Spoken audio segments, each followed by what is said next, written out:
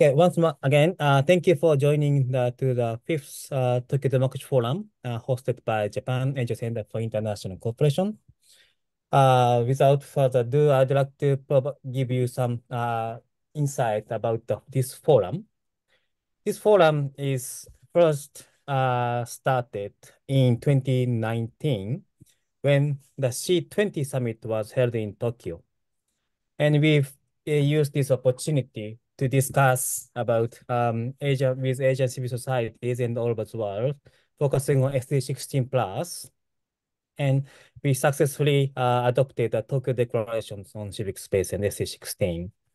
Then we all were in the chaos about COVID-19, and we organized two Tokyo Democracy Forum online. And we, of course, focused on COVID-19 pandemics and civic space in Asian countries. So we have several speakers back in those two online events, who actually studied about COVID-19 situations and how it affected the civic space situation in their own countries. Then last year in April, we team up with six key implementing partners, and we conducted specific research on civic space. And we, together with the C7 Summit in Tokyo, we organized the fourth Tokyo Democracy Forum, first time in face-to-face format after 3 years. So this is the fifth forum that was organized by JANIC and his other partners. So this is learning space where all the civil society across Asia and the world will discuss about the oppressing situations and also the immediate urgent issues in terms of civic space, whether it's a freedom of expression, so freedom of assembly, or the access to information, or digital securities, and so on. So let's hear the opinions and the researches from all the civil society in Asia, and also let's have a dynamic discussions among all the participants. So without further ado, I'd like to invite Ichal Spliadi, Executive Director of Asia Democracy Network of ADN, for the open remarks. Ichal, the floor is yours.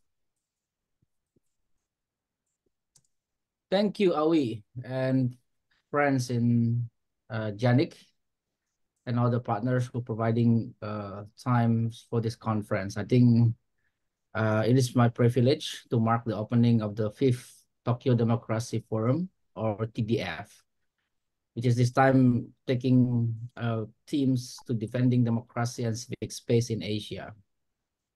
I think your promotion is already clearly defined or described. With only 6 years remaining until 2030 to achieve the UN Sustainable Development Goal, or SDG, none of the Asian countries have a great achievement for SDG 16, an overarching goal of peace and justice. This goal covers key components of democracy and civic space, such as rule of law, participatory decision-making, representative, and accountable institution access to informations. With exception, Timor-Leste. I think it's very important to highlight, as correctly reminded by the president of Dr. Jose Ramos Horta, for the successful achievement of the Timor-Leste as the only, I may say, as the only developing country to be on the top 10 countries in press freedom ranking by Brussels-based Reporters Without Borders. And then Timor-Leste ranked better than Australia. Even he highlights better than Australia, France, Germany, UK, US, and many other countries. Obviously, much better than Indonesia and Thailand. This is where I'm living now, between Bangkok and Jakarta. I think on democracy, Timor-Leste is also rated as a free by Freedom House. In 2022, Timor-Leste had a very highly competitive presidential elections that went extremely well. And then in 2023, years after that, They had a parliamentary election that were also freest by any measure. I think this is something that we need to highlight, that we need to achieve and further understand, and then possibility to deepenings. What makes Timor-Leste the youngest, the smallest democratic countries, but maintain sustainability, upholding the democratic obligation, as well as to the role between the economic and then global politics. I think we all know the 2024 and then 2025 is the election years where provided opportunity and threat to the future democracy. We all know as election is meant to elect leaders. Either good and bad leaders may occur from such election or political process. I guess based on our assessment, we lost two fronts in Bangladesh and Indonesia. Although, also in Pakistan, I guess, three fronts. Although a steady extension of democracy practices in Taiwan, we can feel confidence. But I saw overall uphill battles happening everywhere by the civil society against the so-called evil or so-called the power or so-called autocratic governments. We have to admit that. And then we also know the civil society and democracy as well as human rights group now becoming isolated. As the Gen Z, the youngest generations that we expect to be taking part to democracy camp is receiving inadequate, I repeat again, inadequate information and education. Therefore, they imagining the democracy, they forget about the past history of human rights violations. They forget about the real pains of how people establishing and upholding democracy. Instead, votings or exercising the right based on the popular or attractive show that they provided by the candidates. Doesn't matter whether the candidates have a bad track record.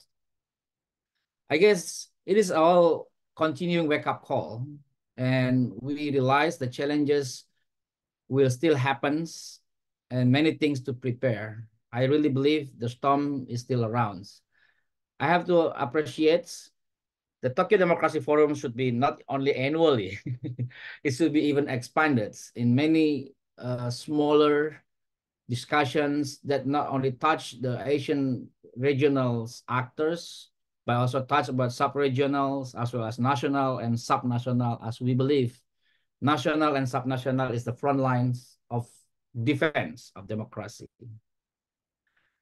The research that we have produced, I think this is our biggest problem. ADN conducting research, other also conducting research, it will be end up in the corner of our website. If not really deliberate to touch upon and useful to increase awareness and to be used to build resilience as well as the consolidating civil society at any issue of promotion of democracy, either about SDGs, democracy, human rights. But the ultimate goal is how we utilizing every tools, every effort, every report to amplifying the consciousness in order to expanding the civic space. By then, I think I should stop by acknowledging my sincere appreciation for the researchers who are already working thoroughly, giving the best expertise in different sectors.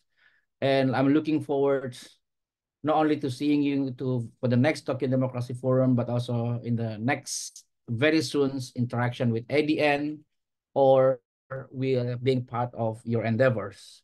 Thank you so much. And then have a fruitful meetings, and then solidarity for everyone's. Back to you, Owie.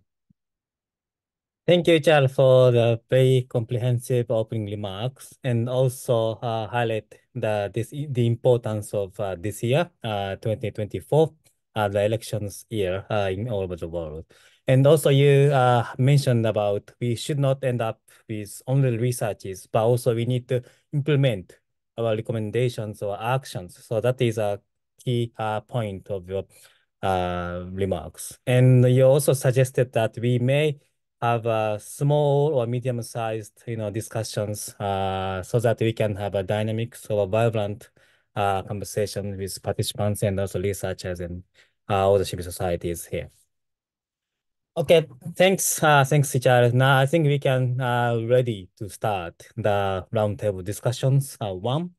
The roundtable discussion one will focus on actually the civic space and also rights holders, which is voters, voting activities and also how climate change or climate activists can influence the voting behaviors or voting educations.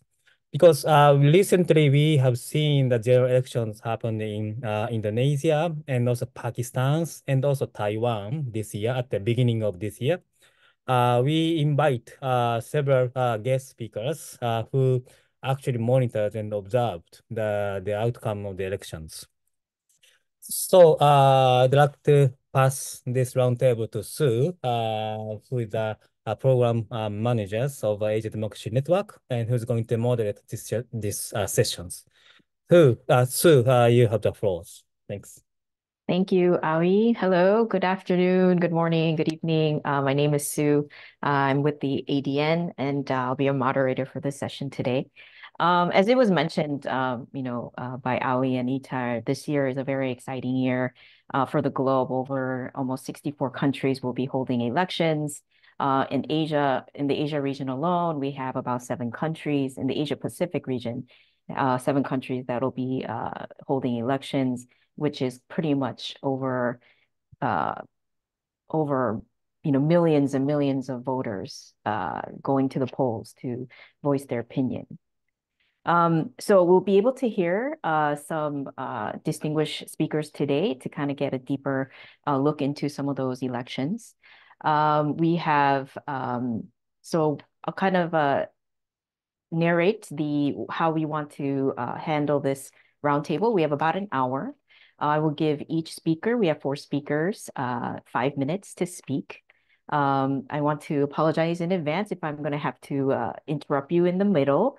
I just want to keep time and give everyone enough chance to also go back and forth, as well as open the floor to questions and answers. So first, we have 4 speakers. We have Mark from Asia Center, who will be touching upon general elections in Cambodia, electoral integrity, bad to worse, the role of technology. And then we'll move on to Zia, who will be speaking on the Pakistan elections. And Ninis, hopefully she'll be here on time. She'll be speaking to us about the Indonesian elections. And then we'll go to Gopal, who will talk about climate justice and elections, touching on the importance of climate justice discourse in elections and the role of civil society, keeping accountable our governments and political representatives. So I'll go ahead and give each person 5 minutes. Before you start, I'll read off your bio so that we could go ahead and share with the audience your background. And again, I apologize. I shortened it just in time because, all of y'all is so, have so much experience. I couldn't read off the whole bio. So I do ask for your kind understanding. Okay, so we'll go ahead. I will go with hand over the mic to Dr. Mark Pino Rivera from the Asia Center. Mark is, hold on a second here, is the research manager at the Asia Center. He is responsible for the development of appropriate research methodologies and strategies for the successful execution and timely completion of the center's research projects. Dr. Rivera brings valuable expertise to Asia Center with a background in political science and Asian studies and 10 years of experience researching civil society issues within Southeast Asia. Dr. Rivera, I'll go ahead and give you the floor. Yeah, thank you very much. I'm just going to share my screen so you can see a few slides that I prepared for this presentation.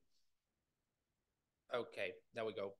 So thank you very much for this wonderful introduction. Since we only have 5 minutes, it's a very short time, so I'll try to keep this presentation short and to the point. So as you said, my name is Mark. I'm the research manager at the Asia Center. I know that some of you are familiar with the work that we do at the center. We are a civil society research institute in special consultative status with the UN ECOSOC, and we have offices in Bangkok, Phnom Penh, and also in Johor Bahru in Malaysia. One of the core activities at the Asia Center is to conduct evidence-based research. And what I will do in this short presentation is to give you a bit of a taste of our latest report, which will be published in the upcoming weeks, From Bad to Worse, Electoral Integrity in Cambodia. So what this report outlines, in a nutshell, it says that there has been a remarkable deterioration of electoral integrity in Cambodia since 1993, when the first elections took place. And we put a special emphasis on the 2023 general election to show how electoral integrity has gone from bad to worse in this country. So before I give some of the key findings, a bit of conceptualization of the key idea or the key term that is electoral integrity. It revolves around the idea of providing free and fair elections to all people in Cambodia in this case. Free and fair elections, electoral integrity is important because it ensures that a diversity of voices are represented in society. It also ensures a peaceful power transition, if that is the case, and altogether it contributes to the stability and the development of the country. Now, it is also important to stress that electoral integrity does not only refer to the voting day itself. It also happens before the voting day, during the election, and also in the aftermath of the election. So how can we see whether or not a country has strong electoral integrity? For example, with the absence of physical violence, with the promotion of freedom of expression, with the promotion of media freedom, and also the commitment of all candidates to accept the results of the elections. Now, in Cambodia, Cambodia's commitment to free and fair election dates back to the 1990s with the Paris Peace Agreement in 1991, which introduced democratic structures into the country, including multi-party elections. At the same time, Cambodia also adopted the principles of the Universal Declaration of Human Rights. It also signed and ratified the ICCPR, and there are several articles in its constitution that ensure the celebration of free and fair election. At the same time, it also has a national legal framework with different laws that regulate the electoral landscape, including the law on elections of the members of the National Assembly, the law on political parties, and also the law on the organization of the functioning of the National Electoral Committee, the NEC, which is the main body in charge of organizing the elections in the country. Now, if we focus on the elections between 1991 or 1993 and 2018, we can see that electoral integrity has always been weak in the country. How can we see that? With multiple examples of little tolerance towards opposition forces, that includes members of opposition political parties or even certain journalists from independent media outlets. This has resulted into several instances of physical violence and harassment against these people, and also unequal media access, which of course has a huge impact on freedom of expression in the country. So here you can see the deterioration that I was talking about. If we look at 1993, in a scale from 0 to 4, Cambodia scored 3, which was okay. But then we can see a serious drawback in the late 1990s because of the coup of Hun Sen and the CPP. And then again, another important step back in 2017, 2018, with a huge crackdown on independent media outlets. Now, focusing on the elections of 2023, what we noticed during those elections is that they showed the consolidation of the dominance of the CPP, the ruling party in Cambodia, at the expense of electoral integrity, which is further declining in the country. Now, I'm going to split this into three parts: the run-up to the election, the voting day, and the post-electoral landscape. In the run-up of the election, we could see that opposition parties didn't really have a space to contest the elections. This could be seen with the Candlelight Party. At that time, it was the main opposition party, but because of an administrative issue, it was not allowed to contest the election. We also witnessed the shutdown of another independent media outlet, Voice of Democracy, for those of you who are familiar with the context, and also the alleged lack of independence of the National Electoral Committee in Cambodia. Now, during the voting day, it also has to be said, no major incidents were reported during the voting day, and the turnout was actually very, very high, as it is almost like tradition in Cambodia. It was above 80%. Now, in the post-electoral landscape, or in the aftermath of the elections, what the report highlights is weak electoral integrity, because the international community has barely been calling out this lack of electoral integrity. Most embassies, most international organizations have released statements mentioning this lack of electoral integrity, but other than that, nothing else has been going on. And the same applies for local actors in Cambodia.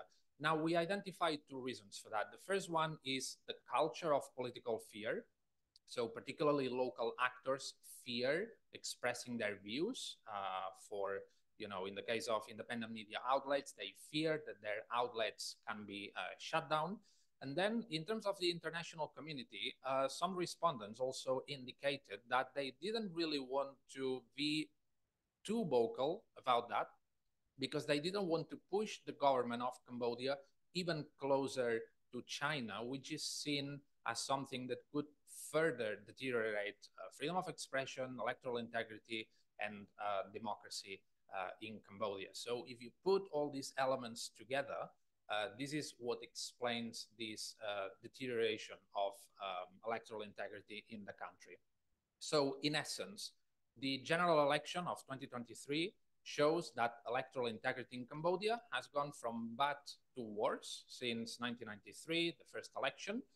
Although there has been less cases of physical violence and harassment against opposition forces, the ruling party, the CPP, has been able to co-opt the electoral system to deflect several calls for public accountability.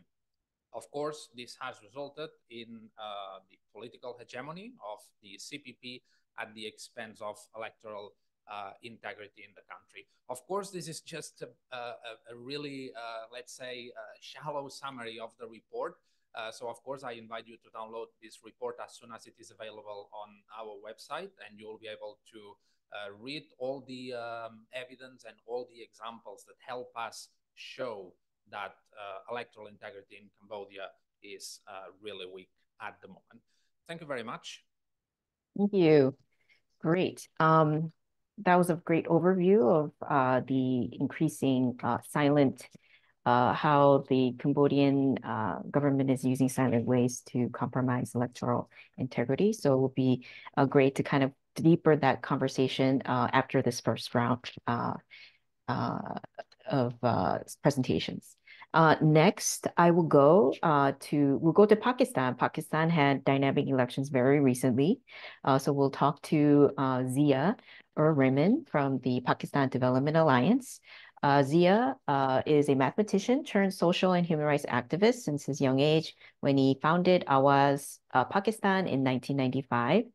He won the Global Partnership Scholarship in 96 and studied leadership management at the Center for Development Management in BRAC, Bangladesh, and School for International Training, Vermont in USA.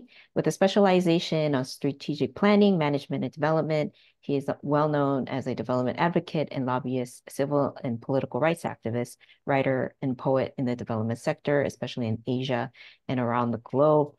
I give you the floor, Zia. We would love to hear about what happened in Pakistan.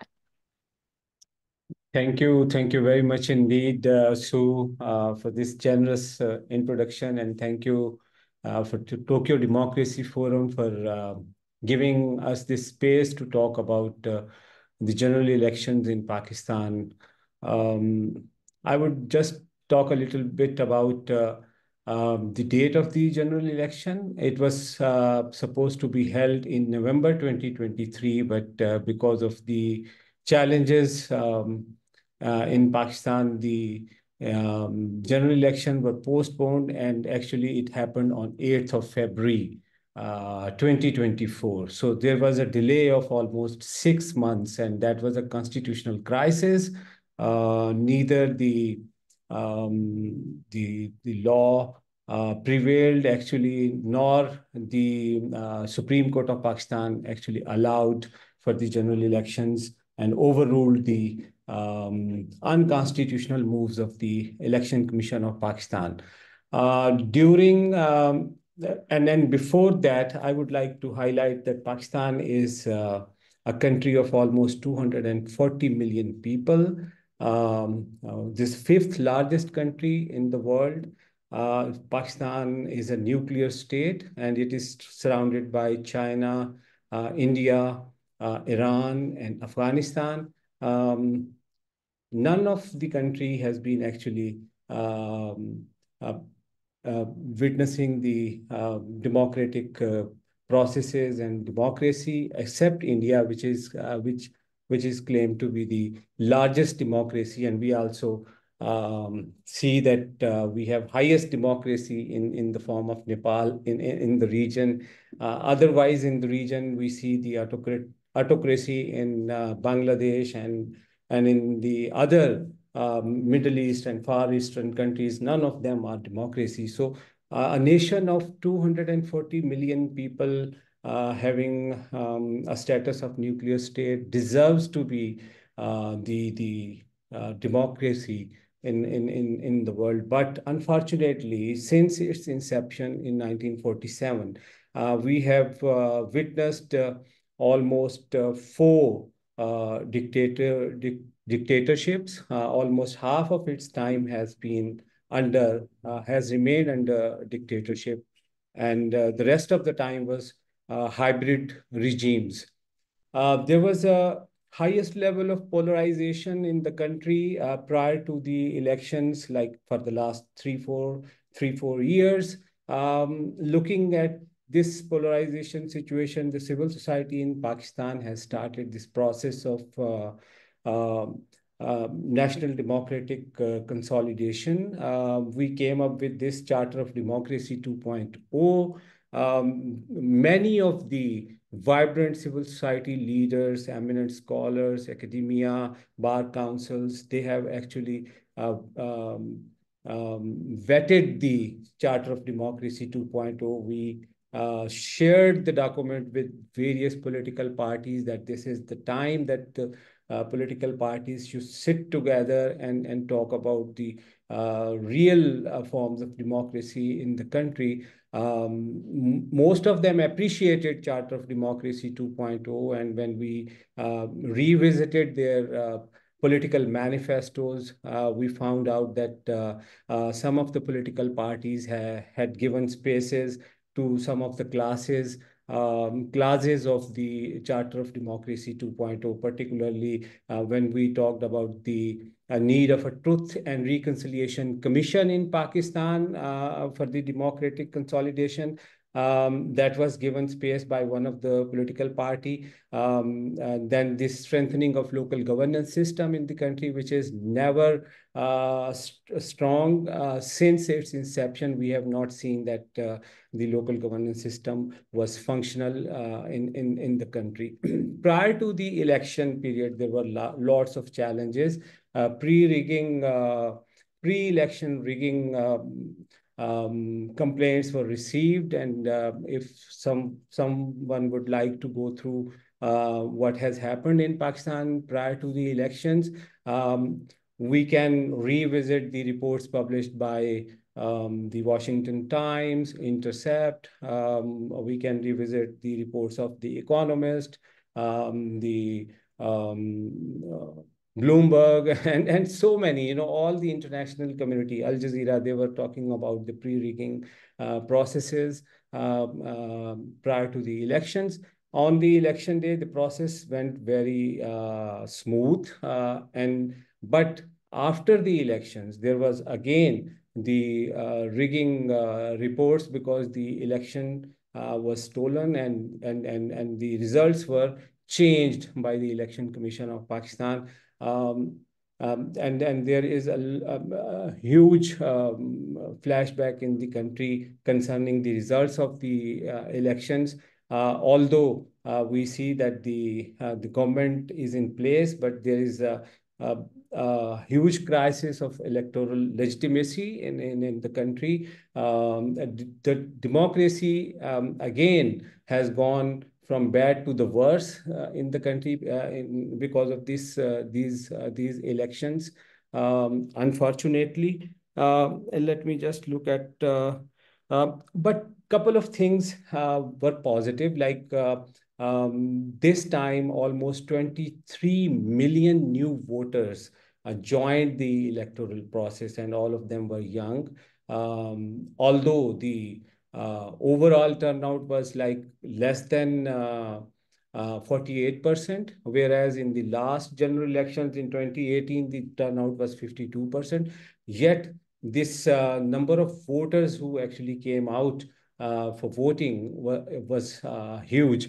The second positive thing that has happened is that the directly elected women in the general elections were more than ever in the history of Pakistan. We have almost 17 directly elected women leaders that came out because of these elections. And in this election, we have witnessed that the transgender community also participated, though we found out that the enabling environment was not provided to the political parties. Prior to the elections, the internet facility was shut down time and again in the country. On the election day, there was no internet facility. That was actually the challenge, the biggest challenge for the voters to get mobilized and to reach out to their election polling stations. There were reports of rigging after the polling because of the counting of the vote was changed. We have a process of Form 45 and Form 47. Form 45 is the immediate result that a candidate can get from the polling station, whereas Form 47 is the result that only the returning officer from the office of the Election Commission of Pakistan can get that. So eventually, the Form 47 were based upon the wrong, calculations and accumulation of votes that was shared with the winning candidates. So this is still a challenge. As I said, that this huge electoral legitimacy challenge that we have been witnessing right now. But with this legitimacy challenge, go ahead and wrap up a little bit. yeah, we do have this government in place. The parliament is not yet complete, but we have gone through the election of the prime minister. We have gone through the election of speaker of the assembly. We have gone through the formation of cabinet, and now we are going under the election of the president and the the upper house. So with this, the legitimacy crisis, every process of democratic institutions are being completed. So I think as a civil society activist, we believe on democracy, and we want that a comprehensive process to mobilize the political workers for a legitimate democracy in the country need to be initiated. I would stop here, and I would talk more when there will be questions. Thank you. Thank you. It was great to hear about some of the positives that came out of such a blatant, attack on electoral integrity. So thank you for sharing that. And for everyone in the audience, if you have questions, please do pose them in the chat so that later when we do open it up, it'll be easier for us to take questions and directly dive into the discussion. Awi, is Nini's here yet? No, not okay. All right, then we'll go ahead and we'll move to Dr. Gopal, who will talk about climate and elections, which is very interesting and something we have not heard enough of. So I'll introduce Dr. Gopal Krishna Sirakoti from INHERED International. He's the founding president of International Institute for Human Rights, Environment, and Development. Dr. Sirakoti is in the leadership position since the inception period of the Asia-Pacific Refugee Rights Network, including the Durable Solutions Working Group. The network is a rainbow coalition of more than 400 organizations and individuals working across the region in advancing the rights of refugees and other forced migrants. He has authored and edited several books, research reports, films, and documentaries on refugees, electoral freedom, transitional justice, human rights, peace, disaster placement, climate change, safer migration, and counter trafficking. Dr. Gopal, I will give you the floor. Thank you, Sue. Can you hear me? Yes, we can.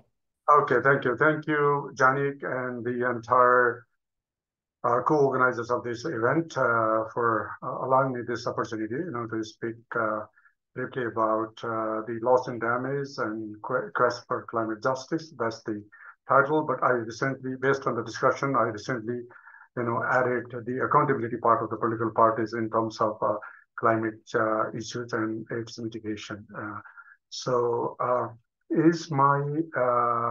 my slides uploaded? Yes. Oh, thank you. So yes, I'm going to briefly mention about the impact and then the loss and damage issues so far, and the accountability of the political parties, and how the civil society organizations and the media, as well as the multinational corporation and private sectors, can do.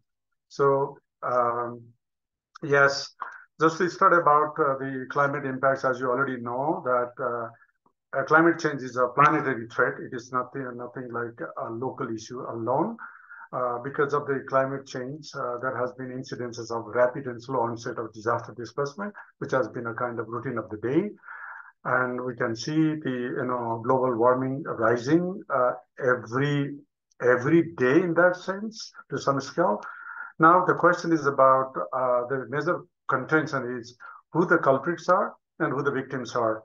So there's a question of seeking justice from the culprits. So culprits of luxury and victimization because of the luxury of the culprits. So I don't have to explain in detail, but we already know those giant wealthier nations, especially from the West, and the victims are basically in the least developed countries and small island countries, and particularly in the global South.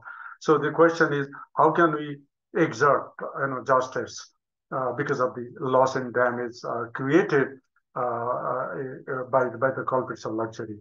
And now the climate change is growing so rapidly that the government's action has been outspaced, in fact. So that it is a major concern in that context. So again, because of the non-compliance of the promises made on several occasions in the international forums, particularly led by UNFCCC and the co-process, that the welfare states and the transnational global corporate giants have been, compromising their undue profiting process in the cost of human life and natural conservation. So because of that, and also because the powerful global political players, they seldom foot the bill for environmental damages. But the raise of hope is that the recent co-process 28 in Dubai has opened up a new corridor for loss and damage, so that we can seek justice in different forms, particularly in monetary forms. So once again, the current political and economic structures globally that is ruling the world have contributed to emergence of the climate change, or or the what you call the high intensity impact of the climate, so to say. So because there is no coherent and consistent and coordinated approach and consensus among different players, because they have different interests and vested groups because of undue profiteering. So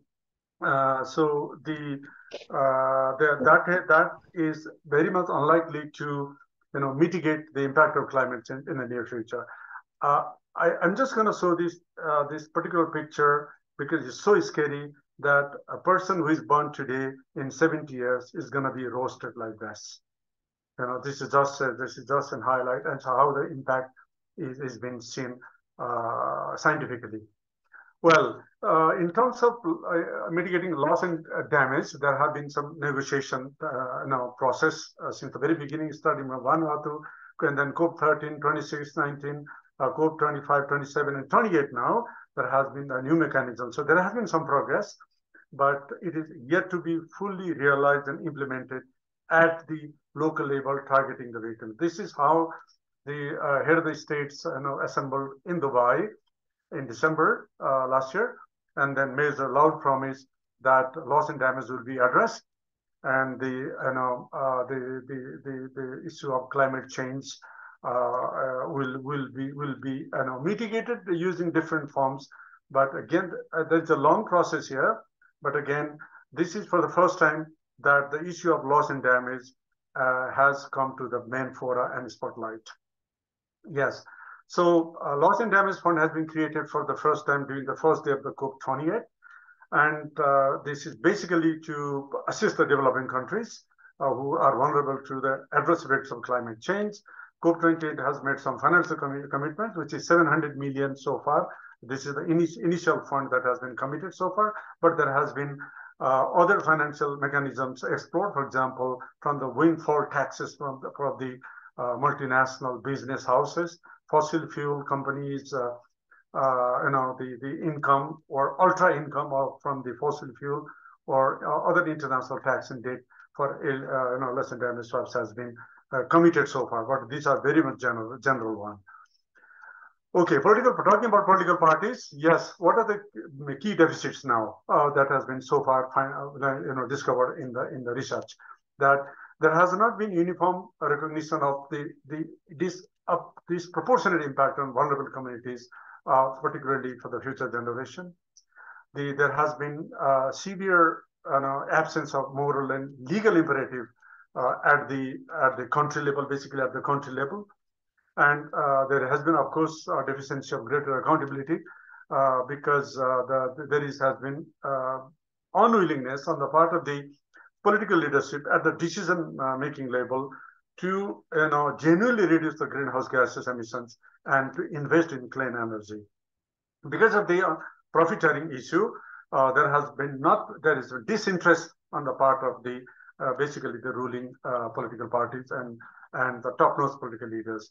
And the negligence in implementing climate change policies. There have been several policies developed in most of the country now, but the corroborating those policies with the attainment of SDGs and Agenda 23 is still very much lacking. And with regards to the impact which has been manifested in terms of disaster, both what you call slow onset and rapid onset disaster. So the preparedness and response program has not been so much smart. Again, a ray of hope. Yes, there has been increase in quantity and political significance in green parties worldwide. For example, a Global Greens Federation has been established with 80 member parties and green parties.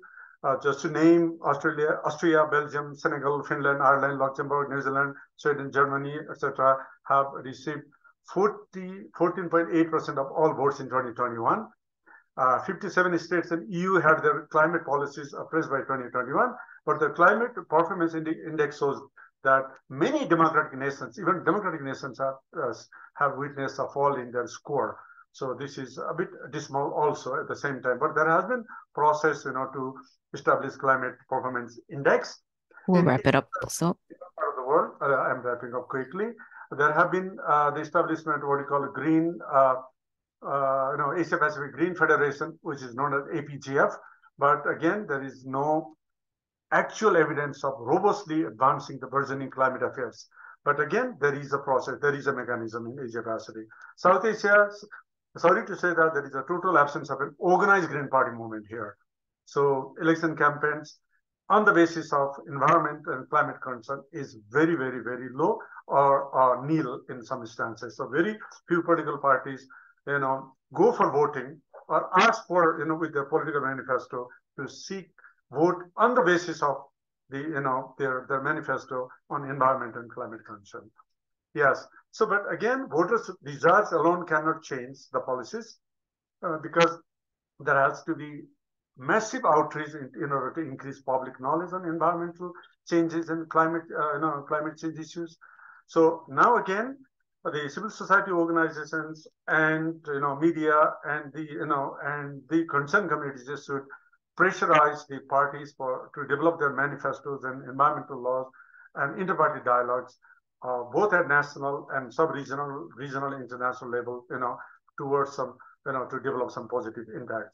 So, so again, solid legal framework to ensure that victims of human rights violation brought on by CC towards securing justice in real life is a must. So we need to work towards promoting inter-party competition during the election campaigns, so that climate change issue becomes at the center, takes the center stage, so that there will be more accountability on the part of the political parties. So similarly, I'm gonna say this thing to the group anyway. So there is a role of civil society in the media, as already mentioned. But only thing I want to stress is that we need to start a climate voters campaign that it incorporates the entire issue of climate change and the accountability process. Similarly to global corporates and private sector, also should focus on LDCs and SIDs, as I mentioned earlier. Thank you very much. Time to vote for climate. Thank you. Thank you. Thank you. Thank you, Dr. Gopal, for highlighting how we could ensure including the climate agenda in our political campaigns and elections. Are we still waiting for Nini? Yeah, unfortunately, Nini will not be able to join. Okay, great. So that means we have more time for back and forth dialogue. If anyone has any questions, please make sure to put it in the chat. And we'll go ahead and just have a discussion amongst ourselves for now. Listening to the presentations and overall observing the integrity of elections across Asia, there's a big compromise of democratic institutions, the judiciary, how we're using technology to compromise electoral integrity, and which is very disconcerting, right? Because a lot of these countries say, hey, we're holding elections. People are coming out, putting in their vote. That's democracy, isn't it? So, but when in the background we see a lot of these, backhand rigging and all this bad stuff going on. So, there's a lot of movements on the national level, as you all mentioned. Is there more we could do from the regional level or international level to kind of remedy this type of compromise of electoral integrity, or is there something that is needed on the national level to remedy this situation that's happening? Anyone want to go first? May I quickly? Oh, yes, please. Overall, thank you so much. I think it's a very burgeoning question with regards to how can we ensure electoral integrity. And one of the areas of concern and our activism and intervention that has been in place for the last many years is electoral education and election observation. Electoral education, largely a part of the civic education, which should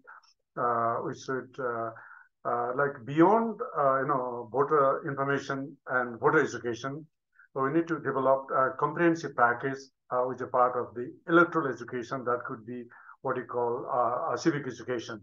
So intertwining the interlinkages between human rights, democracy, and electoral engineering.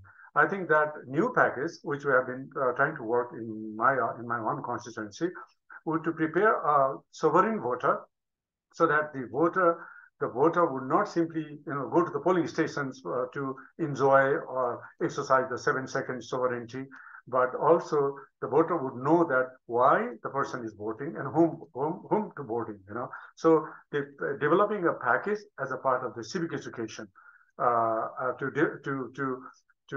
nurture what we call the sovereignty of the votership. That's number one. But at international level, I think the way we've been working is what we can do is, because civil society can only bark, we cannot bite.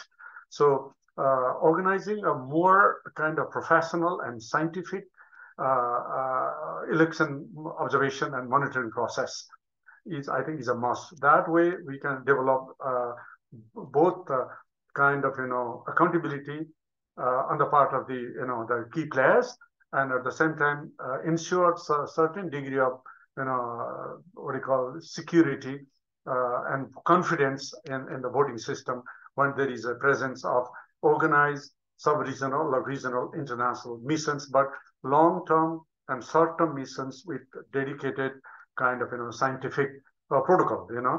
And we can also support the domestic election monitoring groups accordingly, so that at least everything, the entire process comes within the radar of the civil society globally, and so that at least there will be some psychological warfare. Now, we can't do much, but it's still it's very difficult these days, to indulge in those activities. It's very difficult to go behind the radar screen, because everyone's eyes, mind, and soul is there because of the modern technology,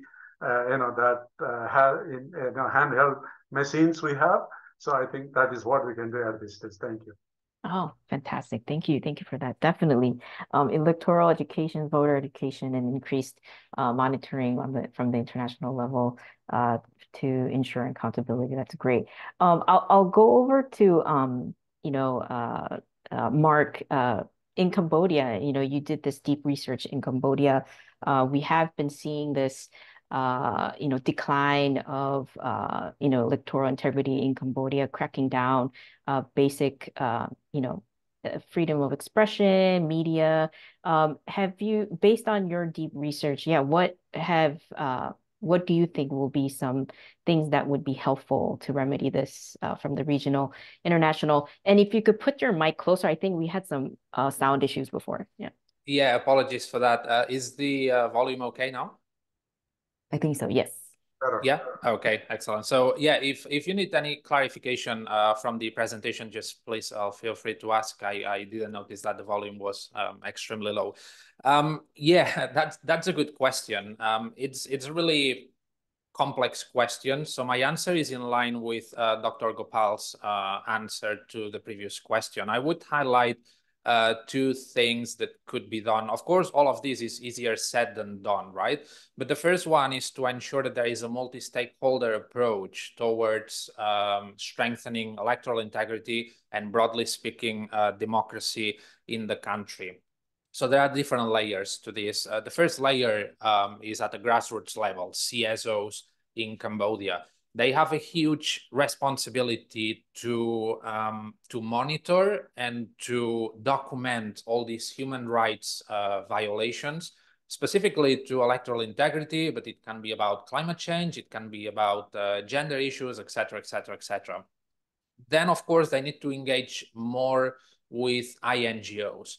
The responsibility of INGOs in Cambodia and the region is to report all these violations that the CSOs are documenting, so they can make use of international UN mechanisms of human rights. They can make submissions to UPR cycle, for example. They can produce sets of policy recommendations. Of course, then the challenge is what can we do to ensure that all these policy recommendations are actually implemented, and all together it contributes to strengthening electoral democracy. And also, there are other actors that are less acknowledged, or they are not yet into this cycle of engagements and discussions. And these are the tech companies. In all the countries in the region, at least for Southeast Asia and also for South Asia, technology is playing a huge role in shaping the political landscape. On the one hand, it offers a wealth of opportunities to engage more actively in elections and also in non-traditional participation. As you mentioned before, electoral integrity is not just about casting a ballot. It's much more than that. It is also about the non-traditional forms of political engagements. It's what happens after and what happens before the elections.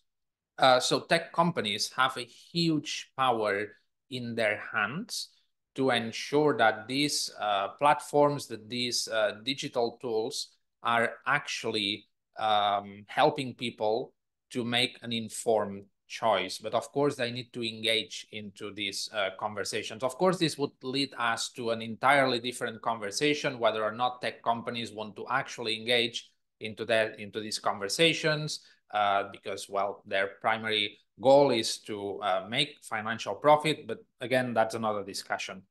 And then the second point is political literacy. That's a huge one. That's almost like a classic. It's not a new discussion. It has been around forever. But again, the problem is how. In the case of Cambodia, groups of friends, families, they don't want to talk about politics because they are afraid of doing so. Politics is not taught at schools or at universities. At universities somehow, but very indirectly. But it is extremely important because this lack of action in teaching politics and also in designing a solid multi-stakeholder approach, basically what it does is to endorse the actions of the ruling party, the CPP, in Cambodia. And all these actions are the primary cause of the decline of electoral integrity in the country.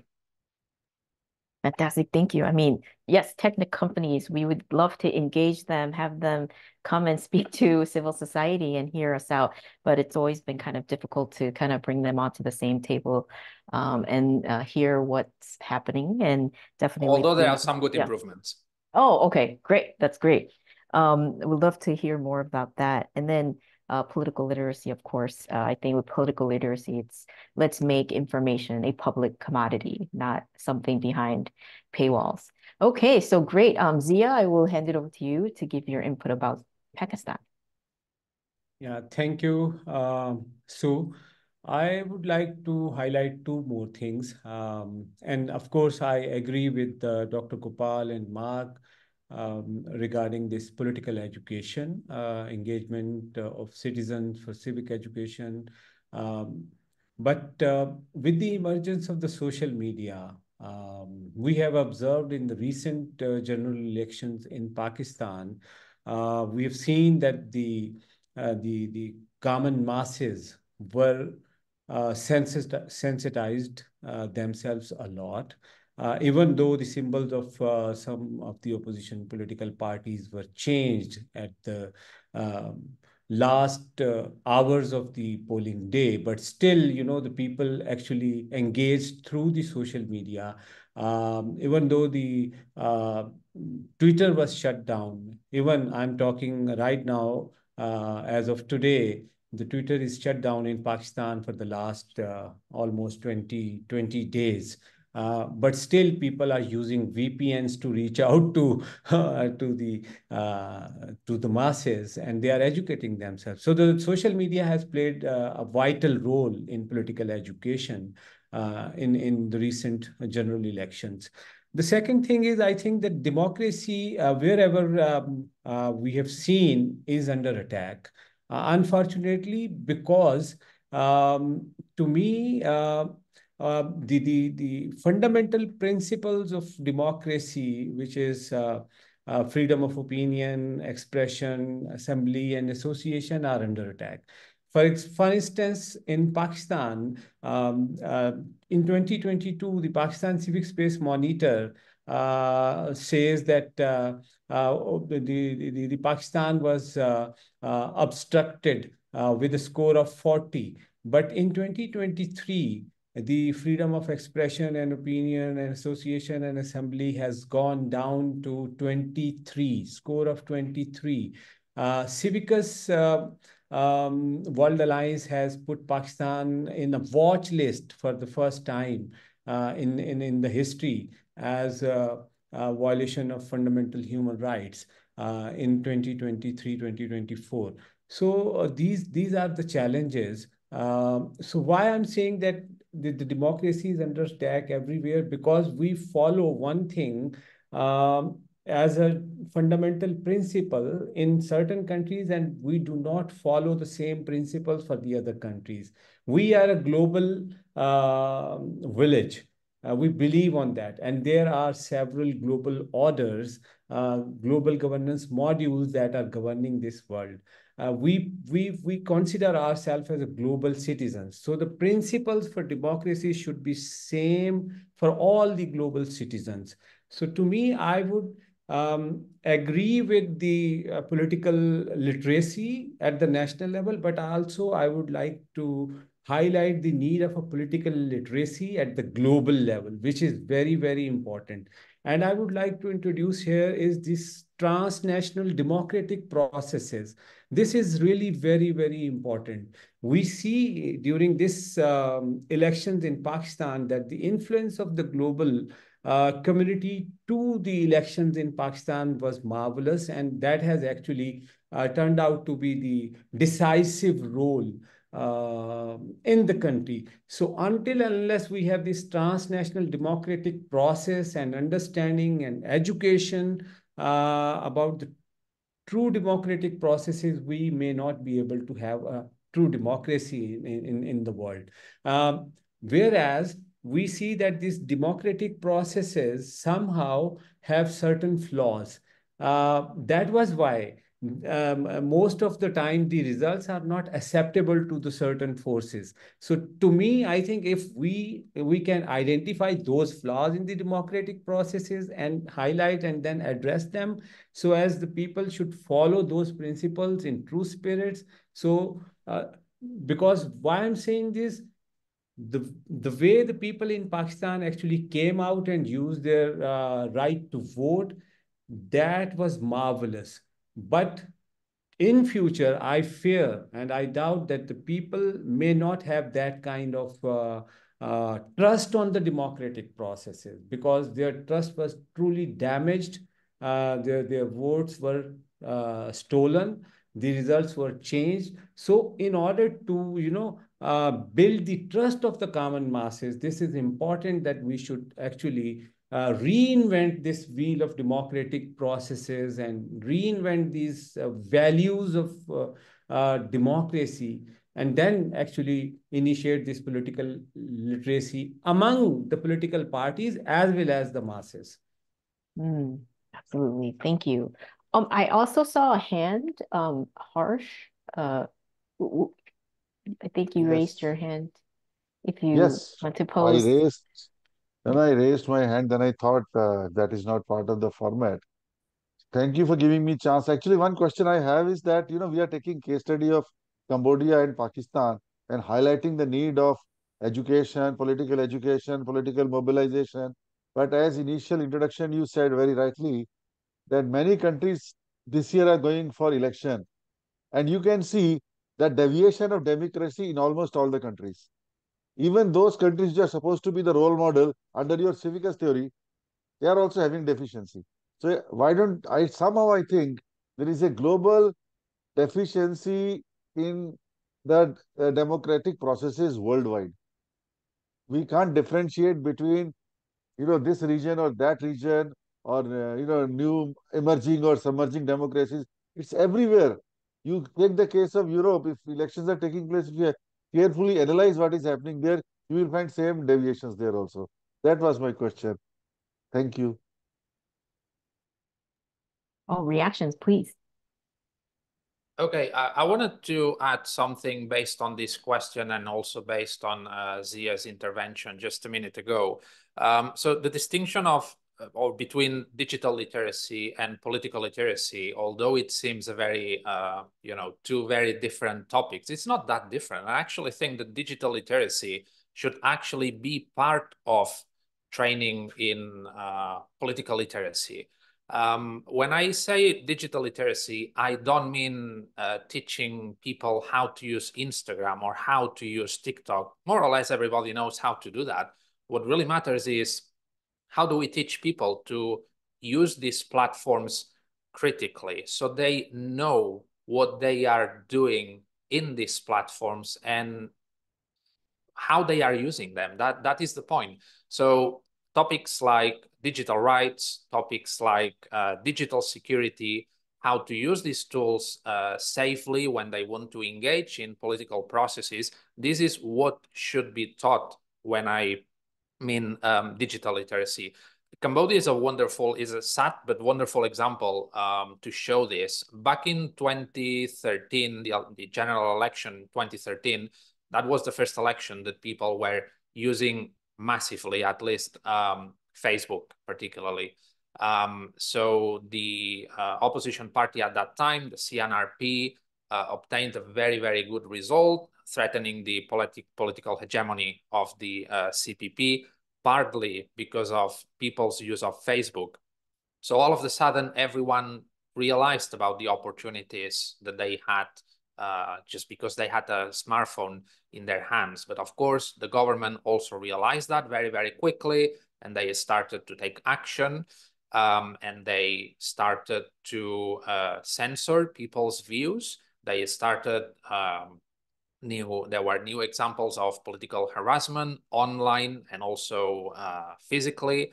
So of course, people started to be afraid of using digital tools to engage into politics because they thought, if that is the kind of comment that I'm posting on Facebook, this is what could happen to me. So the government needed a handful of cases to spread fear again among the public of using digital tools and social media to engage in politics. So the government did co-opt these social networking sites to retain its political power. So the result of this is people detaching themselves from politics to the point that they say, I don't care whether I go to vote or not on the election day because I already know who is going to win the election. So I think that this is the worst thing that they can say about elections because, as we said, elections is much more than just casting a ballot. But if they don't trust in the process, if they don't trust in the electoral system, there is no way that the quality of elections and democracy can improve in the country. And I'm afraid that to a certain extent, this is the situation in lots of other countries across Asia, of course, with their particular circumstances in each of the countries. Thank you for that. I think we're in the end of our session. I'll give each speaker 2 minutes just to kind of give your final input thoughts, and then we'll go ahead and close out the session. Is that okay with you all? Yeah. Okay, great. Dr. Gopal, I'll start with you.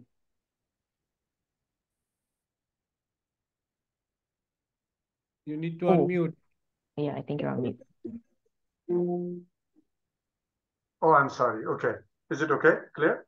All right. So, yes, the two of the distinguished speakers have already, highlighted the issue of overall electoral integrity and public participation. I need to do a little bit of justice to the theme that I was given for study. So, in this connection, I would just like to highlight some of the key recommendations that could be useful for everyone to initiate something nationally, sub-regionally, and even regionally and internationally. I think this is the time because of the heavy adversarial impact of the climate change, because climate change is real. It is impacting the day-to-day lives of people and livelihoods of the people.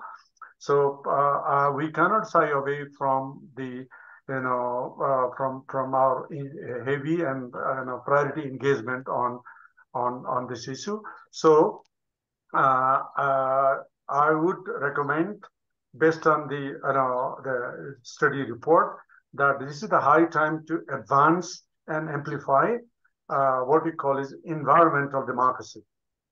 So that should be kind of our buzzword for several years to come, number one. So this should be part of the political parties, ruling parties or opposition parties, or the government mechanisms, or even like regional kind of bodies, just as SAARC or ASEAN or even beyond, right?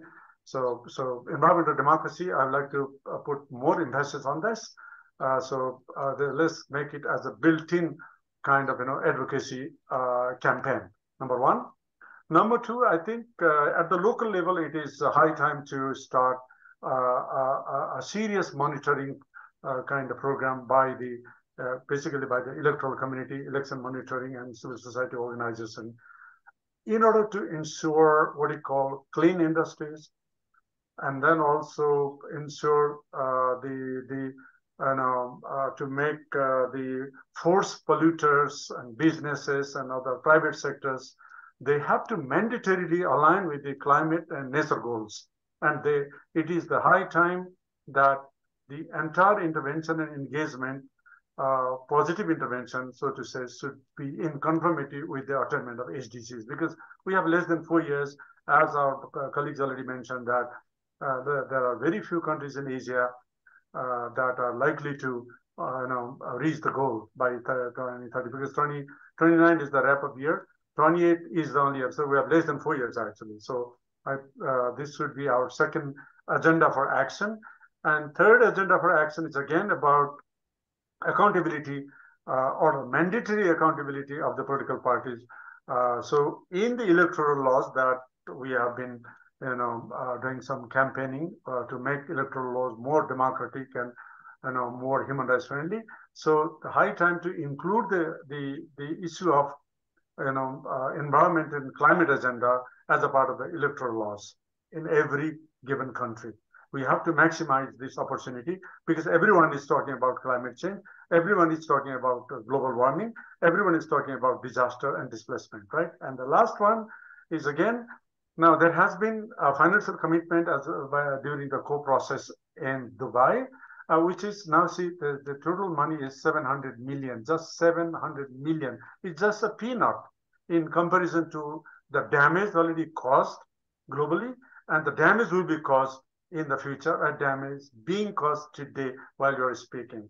So I think in terms of financial commitment, that the culprits, should be made more accountable, even for not only for adaptation agenda, but also for financial compensation.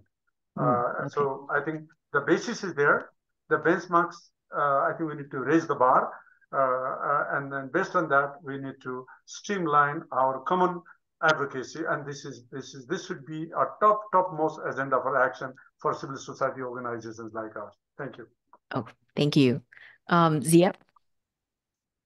Thank you. Oh, you're on mute.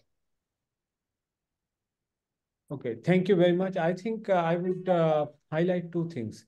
One is that the standards for democracy and democratic culture and values should be same among global North and the global South countries.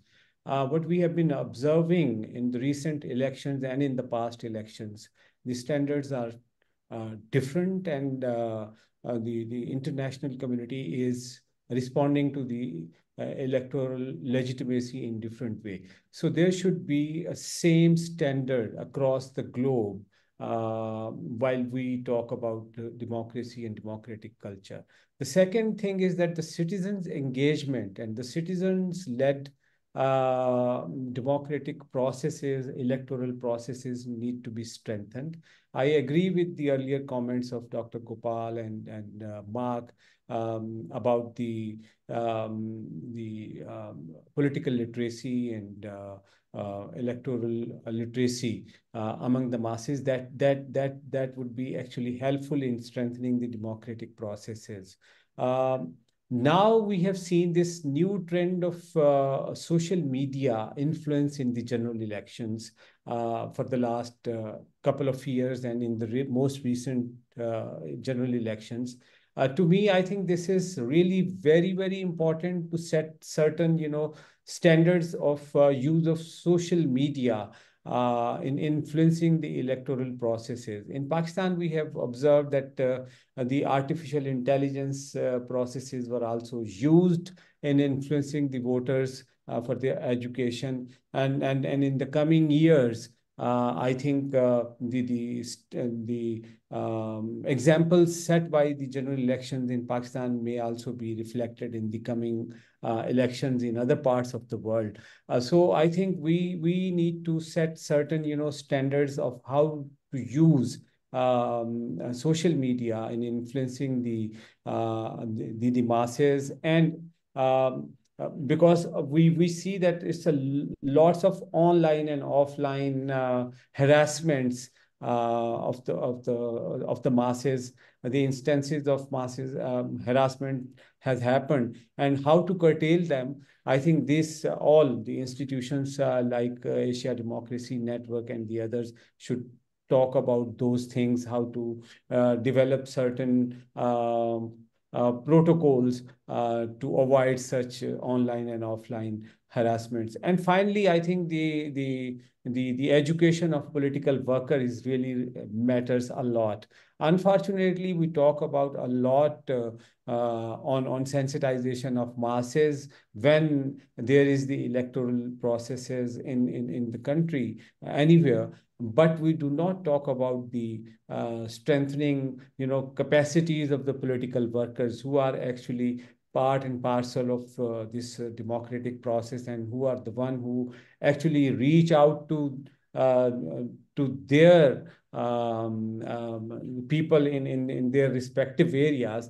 If they do not have that clear understanding about democratic culture and processes, they may not be able to influence the voters appropriately. So to me, I think there should be a regular process of education for the political workers within the political parties. In many parts of the global south, particularly in Pakistan, we have observed that the political parties themselves do not observe internal political processes. This is very, very important. And we cannot strengthen democracy anymore unless we have the democratic processes within the political parties. So this may be my last message, particularly concerning with Pakistani political parties, that they should bring up internal democratic consolidation within the political parties. Thank you. Thank you. Okay, Mark. Yeah, so I think the first step is to reflect a little bit on what democracy means, and to understand that democracy is not a static process or a static element, and it is something that is actually alive, and it is always changing. Sometimes there are democratic expansion, sometimes there are democratic contraction. So there are always opportunities to strengthen democracy, and there are always challenges to the expansion of democratic values. So I think that the first actionable point here is to emphasize more and more and more what are all these opportunities, because the narratives are always about shrinking civic spaces, shrinking democratic spaces, but there are less conversations about what are all the opportunities that are out there, and that can actually result into a stronger democracy. And here, once again, AI is a wonderful example. We are talking a lot about the challenges that AI will or is already posing to democracy, but there are less discussions about the opportunities of AI for electoral integrity. And then, of course, we need to reflect on how to use all these opportunities that technology is offering us to overcome all the challenges. So ultimately, elections become the mechanism for keeping government officials accountable. And then another point, the second point would be what we need is a stronger commitment from all the actors involved into this transformation that goes beyond statements. So what we need are actionable proposals on how to strengthen democracy, and then, of course, ensure that all these proposals are being put into action. And something that, following on Zia's comment, the political literacy of the political elites, I think that's a crucial point. We often talk about, oh, it's the people that don't know enough about politics, or they don't understand the meaning of democracy. Okay, but what about the political classes? It was not for the recent research that we completed on Cambodia. Now I'm talking about some of the previous reports that we have been working on. But we interviewed some people close to political elites in different countries in the region, and they said some members of some of the governments in the region do actually want to improve democracy in their countries, but they just don't know how to do that because they have never lived in a full democracy. So I think that this aspect of political literacy is often ignored, but it's extremely crucial. Oh, thank you so much. Thank you so much to all the panelists. I think this was so informative and very interesting, especially during this exciting time of a lot of elections going on. I really do appreciate all of you and your comments.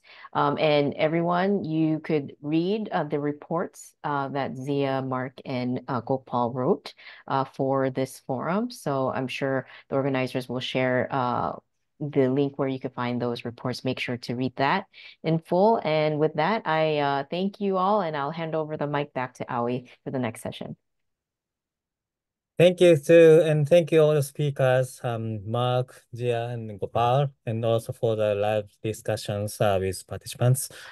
Thanks, Sue, once again, and for the good conversations on the topics of voting or elections, which is a crucial moment for everyone in this world, especially at this moment, 2024.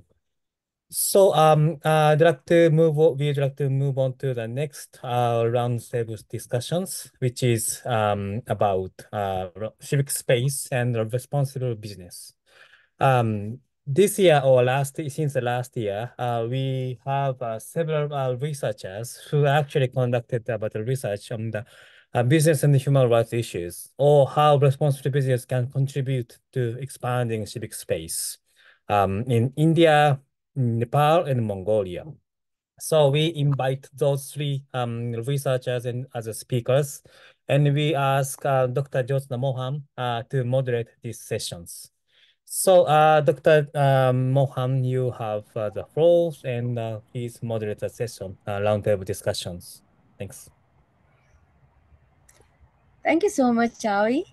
And good afternoon, good evening to all of you. And it's really nice to see the friends here. I see Charles Su and Gopalji and Zia, everyone. And it's now this session is very important. We see that we have been talking about the the civic space, the shrinking civic space narrative, and it will be really nice to hear what's happening with the business sector, and what is expected, because what is expected from this business sector, especially and how can the business sector help, because if we work closely with the business sector, although we do not have that much experience, but I'm sure the speakers here, they are working very closely.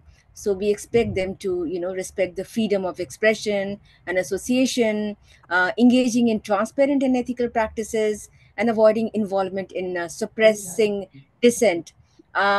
We also see that collaboration between the civil society and business, this can happen through the joint dialogues, advocating for the responsible lobbying practices, and co-creating initiatives that address social and environmental changes. And what is expected from the government, that they promote these practices especially the transparency and accountability process. We have heard a lot that this I mean the SDGs are failing, and especially goal 16 is failing, is regressing. So and the basic idea of goal 16 is good governance, transparency and accountability. So it would be really nice to have focus on these issues, how the different countries are working, faring on this. And we have three great speakers here in this session. So we have we have Arjun Bhattarai from Nepal, from NFN, and then we have Harsh Jetli from Vani, and then we have Urna from Mongolia, from CHRD. So we'll start with Harshji. So Harshji is the Chief Executive Officer of Vani, where I also worked for 6 to 7 years in the past. And he has done MPhil in International Studies from JNU, where again I'm his junior in JNU, and has been working in the development sector for almost 3 decades. Before Vani, Harshi was working with the PRIA, and he was looking after assignments of the capacity building, research, advocacy, and networking. And he has worked on themes like environment, health, local governance, right to information, organization development, etc. So I will request Harshi to take the floor, and just a small request: you all get about 7 to 8 minutes to take your to share your experiences. Yeah, thank you so much. So, Harshi, the floor is yours. Thank you, Jyotsna. I hope my voice is clear to everyone. See, the interesting part of this conversation is that it's a time to reflect. It's a time to reflect by the sector also, because we have to relook our definition of civic space. Somehow, when we talk of civic space, we focus all of our energy on our relationship with government. We think that's a government who is only government can give us civic space, and we put all our energy and we don't see the other players around us. And that is a tragedy of relationship, because that then leads to the aspiration of legitimacy from the government.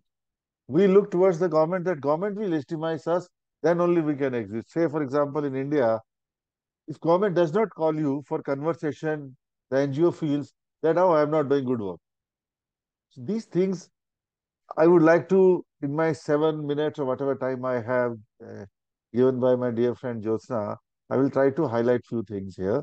That first of all, we should not see things in isolation. Just like others are looking us in isolation, we have started also looking other stakeholders in isolation. Whereas the interesting, in my early days of professional career, I was working on the issue of what they call it environmentally sustainable industrial development, in which we were giving holistic look towards industry, government, and CSOs, how they can work. So I think that time has also come, that civic space should be seen from the point of view of private sector also. See, private sector is becoming a very important player nowadays. And I'm not saying about only the financial relationship. We have to move beyond financial relationship. Those who remember about the COVID period, we all have seen how in the COVID period, when actually this disaster came exactly after 100 years, and as a humanity, we realized that we are standing on the same position where we were 100 years ago. We were not prepared. No one was having capacity to handle this pandemic alone, whether it's a country, whether it's a stakeholder, whether it's a government or private sector. So that gave us a lesson that partnership and collaboration is very important among all of us. In India, we saw that private sector had no money because their money was taken by the PM Care for COVID mitigation exercise and, especially vaccinations and all those things. So CSOs worked with private sector without any resources. So the relationship between CSOs and private sector was not monetary. So if you look at that direction, then you realize that private sector can play a lot of role We all can work together on many things. The only thing is that we have to redefine our relationship. We have to redefine our relationship in the sense that we should not look towards private sector only as the source of resource. We do understand that we provide services to the community who is not in position to pay for that services. Someone has to subsidize those services. So for that subsidy, we only look towards these stakeholders as a finance providers. But I will see, don't look them only as a finance providers. Look them towards as a institutions who have capacity, who have technical competency and capacity, and your technical competency and their technical competency together can create a synergy. And you can do so many things about that.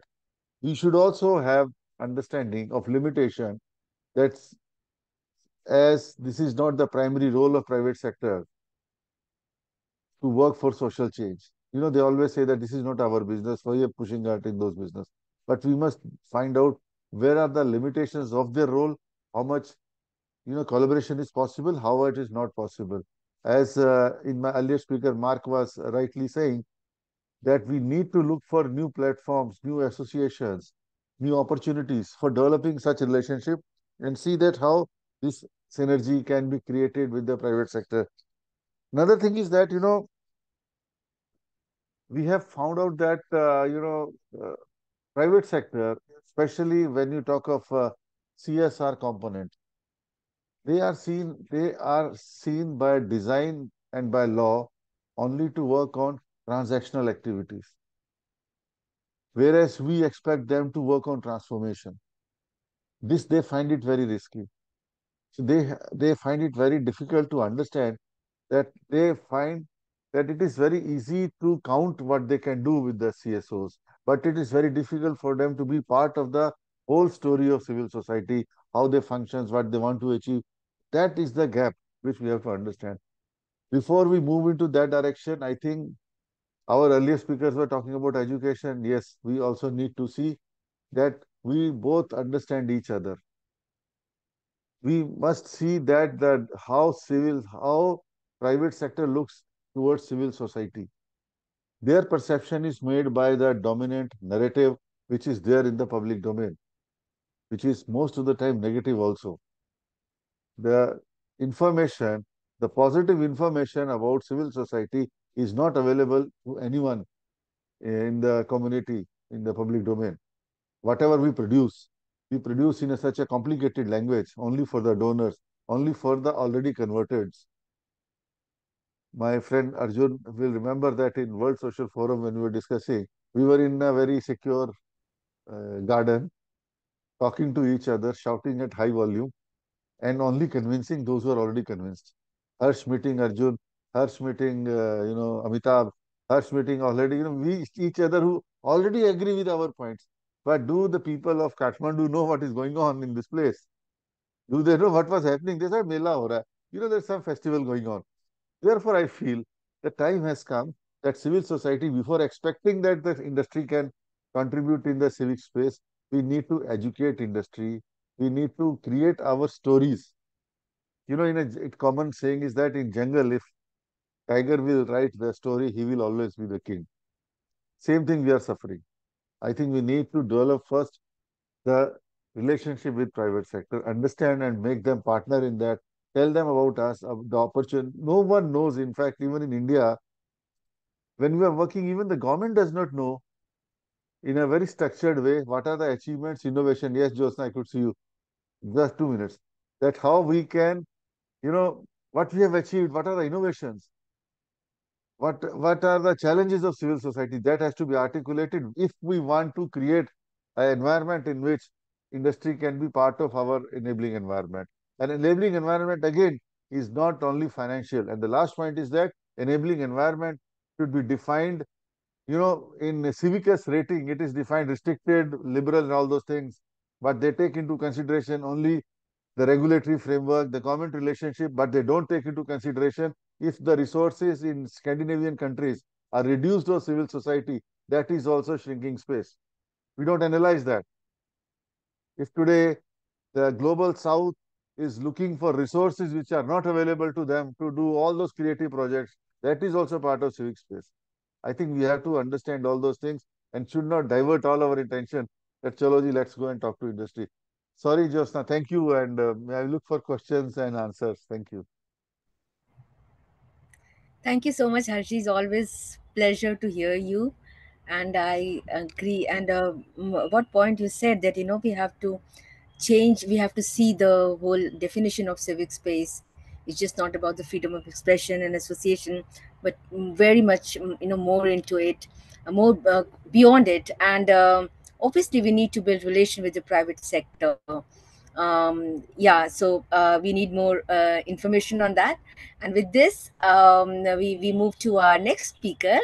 It's Arjun Bhattarai from NGO Federation of Nepal. And Arjun has been a prominent leader in the civil society organizations for the past 2 decades, championing the cause of civic space, democracy, and economic equality. And his efforts extend to the promotion and integration of people's economy, encompassing responsible business, informal and solidarity economics at both the national and the global level. So, Arjun, the floor is yours, and you have about 7 minutes. Okay, thank you. Thank you. So thank you, Josna, and thank you, Janik, for this giving this wonderful opportunity and continue, organizing TDA this year. And yeah, I have, already my presentation already somehow, covered by the Harsh Pai. So I did want to create a more background information on what the responsible business and what the role of civil society on that. So I'll directly jump on my presentation. So maybe I'll need to share again because there's some problem on the screen sharing. So just wait a minute. It's my presentation is it's okay now, Josna? Yes. Okay. Yeah. Okay, so just I want to start from this framework of actually this framework this framework is the based on the UN human rights business and human rights guiding principles. So there are 3 pillars that mentioned in the guiding principle: Hi, stay, Arjun. business, and victims. Yes. Hi, Yes. Arjun. Can you Hello. put in the slide Yes. mode, slideshow mode, so it will be visible? Okay, that's right. Now it's okay. It's okay. Okay. Thank you. So No. this is Okay. it's not going to slide mode.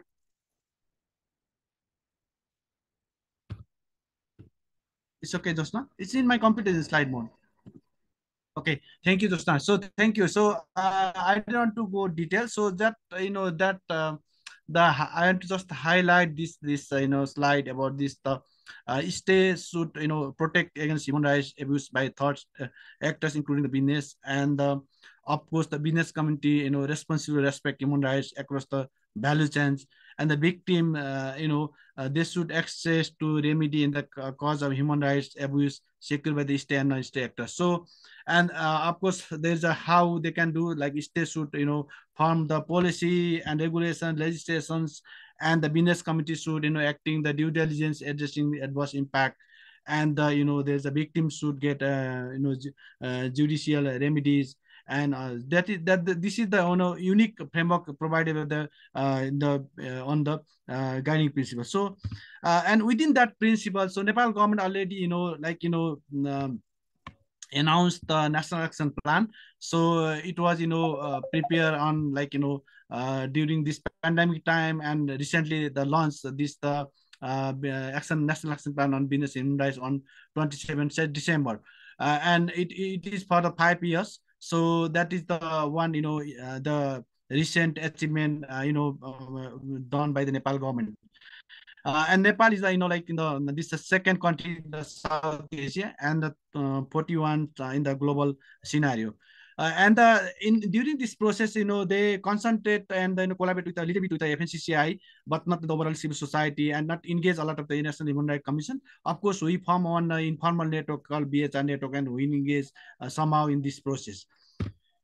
and as I mentioned that civil society organization did not engage a lot, so there's a lack of the space for the civil society sharing voices and including the formal process, and also there a lack of engagement of the academia and the NHRI in this process. So and somehow we engage very in a surface, because we are unable to go in the down. So this is the initial, in the start process also there was lack of the engagement of the civil society. And the formation of NAP, of course, somehow they engage, but there is not that much in the with with the baseline assessment and the research, and not engage the external expert as we want, as civil society want. So there's a lack of research of the the data gaps. So it is still in this condition the national action plan prepare and the launch, and some business community involved, but not small SMEs in this this developing phase.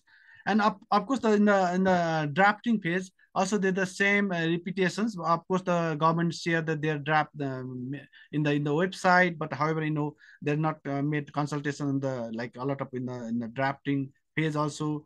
And CSO demanded wider consultation before his endorsement. However, cabinet endorsed already the national action plan. So also the NAP drafting process did not follow the inclusive process to include the small scale business, CSO and informal sector. So either lack that the huge gap of the the voices of the informal sector, because Nepal is overall more than 60% business in the still in the remaining the informal sectors. And the implementation phase, there's a, as per this UN guiding principle, there should be the institutional setup in the for the monitoring, and there should be a transparent manner to in the to this institutional setup. But however, it's still not very transparent or manner in the institutional setup. So we don't know what kinds of institutional mechanism for the implementation. So it's our big demand to the government. So to prepare the transparent mechanism to implement this national action plan. So there's a we made some recommendation, like there should be a awareness building and capacity building for the right holders and state actors, business communities, human rights defenders. So there should be enhance the capacity on national action plan. So that is the very important demand we went to the Nepal government. We already submitted this demand also. And there should be a instrumental in referring compliance and from the right stakeholders to appropriate remedy channels, and in linking with the right holders with appropriate service providers. And so also our recommendation to support to access the legal aid for the right holders and the victims of the human rights abuse to the access justice. And there should be the monitoring business respect for the human rights and commitment for the responsible business. So that is our demand. And there should be a facilitate organizing business assessment and due diligence process. It should be the before action plan, but at least now action plan already in our hands. So it should be started the due diligence process. And there should be the collaboration of different stakeholders, including technical expert and human rights defenders. There should be the prepare the safeguarding frameworks and all the things. And there should be the advocacy and policy dialogue and influence and development enforcement of the laws and regulation by the government to implement in the NAP. Already we have a good laws and policy, but there's there's some gap of the interlinking with those laws and policies. And also we expand, we request to the expand the power of the National Human Rights Commission as an oversight body. So those are our recommendations to the government. But there's clear already clear versions of the civil society and SMEs, informal sector. There is a lack of lack of coordinations and lack of issue that should be included in this national action plan. So in finally, what trying to say that now is the national action plan in for the implementation, but there we didn't see the clear mechanism how the national action plan in the really go in the ground, and how intergovernmental and business community own this national action plan, and there where the civil society role to monitor. These are the some these are the issues should be addressed in upcoming days. So that's all from my side. Thank you very much.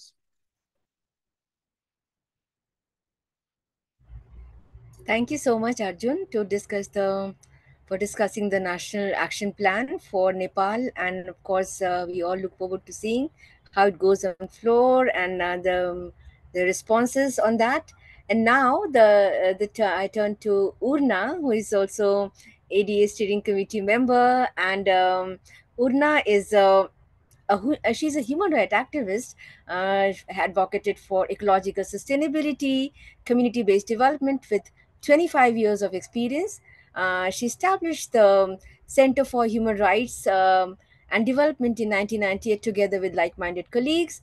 And since then, she has been active in organizing and mobilizing grassroots communities and civil societies in different provinces of Mongolia for protection of the right to food, healthy and safe environment. She has also facilitated them to policy advocacy. Uh, Urna, we would love to hear from you about the Mongolian experiences. And the floor is yours, and you have about 7 minutes. Thank you, Jyotsna, for this introduction. And I also thank Janik and the other organizers, for this opportunity to share our experience in business and human rights field on this Tokyo Democracy Forum. And I want to share what we actually had done with the support of the project support funded by the Janik.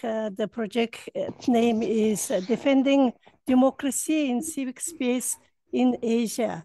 So that our project is a very small research and advocacy project, which was organized and conducted in Urhanga province, which is one of 21 provinces of Mongolia.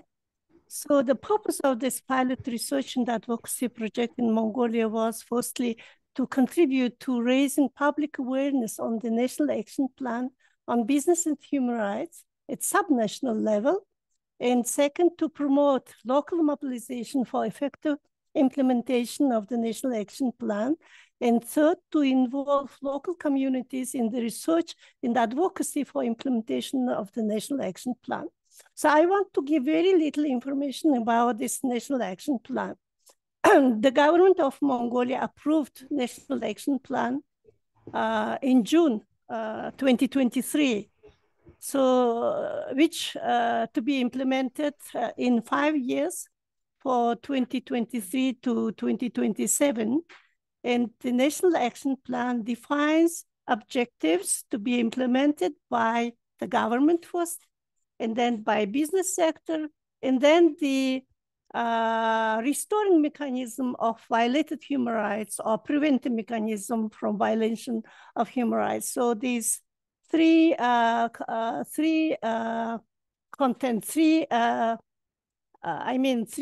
group of objectives, you know, in this thing. And then the very important thing of this plan is that the government also issued resolution 231, which actually identified very clearly the role of all ministers and all governors of provinces in capital city of Ulaanbaatar to implement this National Action Plan and include the objectives, the defined activities under this National Action Plan in their annual activities plan, allocate the required budget, and also report annually the implementation process to the cabinet secretariat.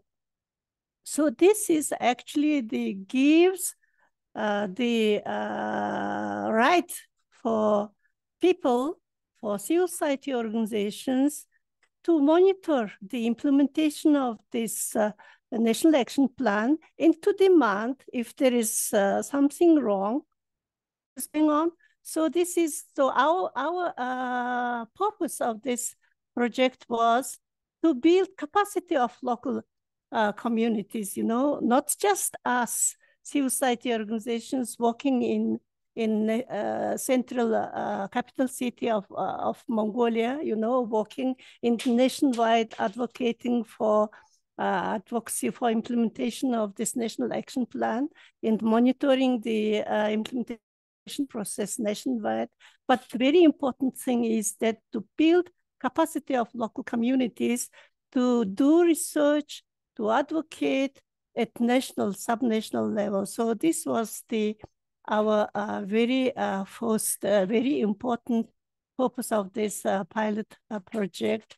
And I also want to give also some very brief information that the Mongolian government, of course, didn't voluntarily develop this national action plan and adopted it, because this national action plan was recommended by the second Universal Periodic Review of UN Human Rights Council, and because the national civil society organizations, members of National Human Rights Forum, did number of submissions to the UPR process, and the Mongolian government was recommended to develop this national action plan and adopt and implement. So this was our nationwide and international-wide advocacy work result. So now it's very important that if you want to implement the real, the impact of this national action plan, so that people should know about this national action plan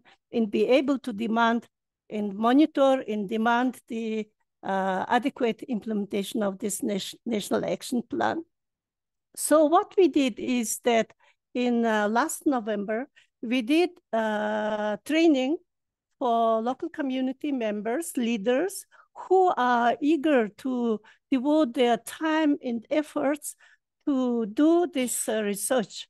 And we invited 20 community leaders in Urhanga province. And we did make a capacity building training. And this training actually had a content on sustainable development goals with focus on SDG 8. And also we gave them introduction about the civil society assessment of the SDG 8 on 10 key areas.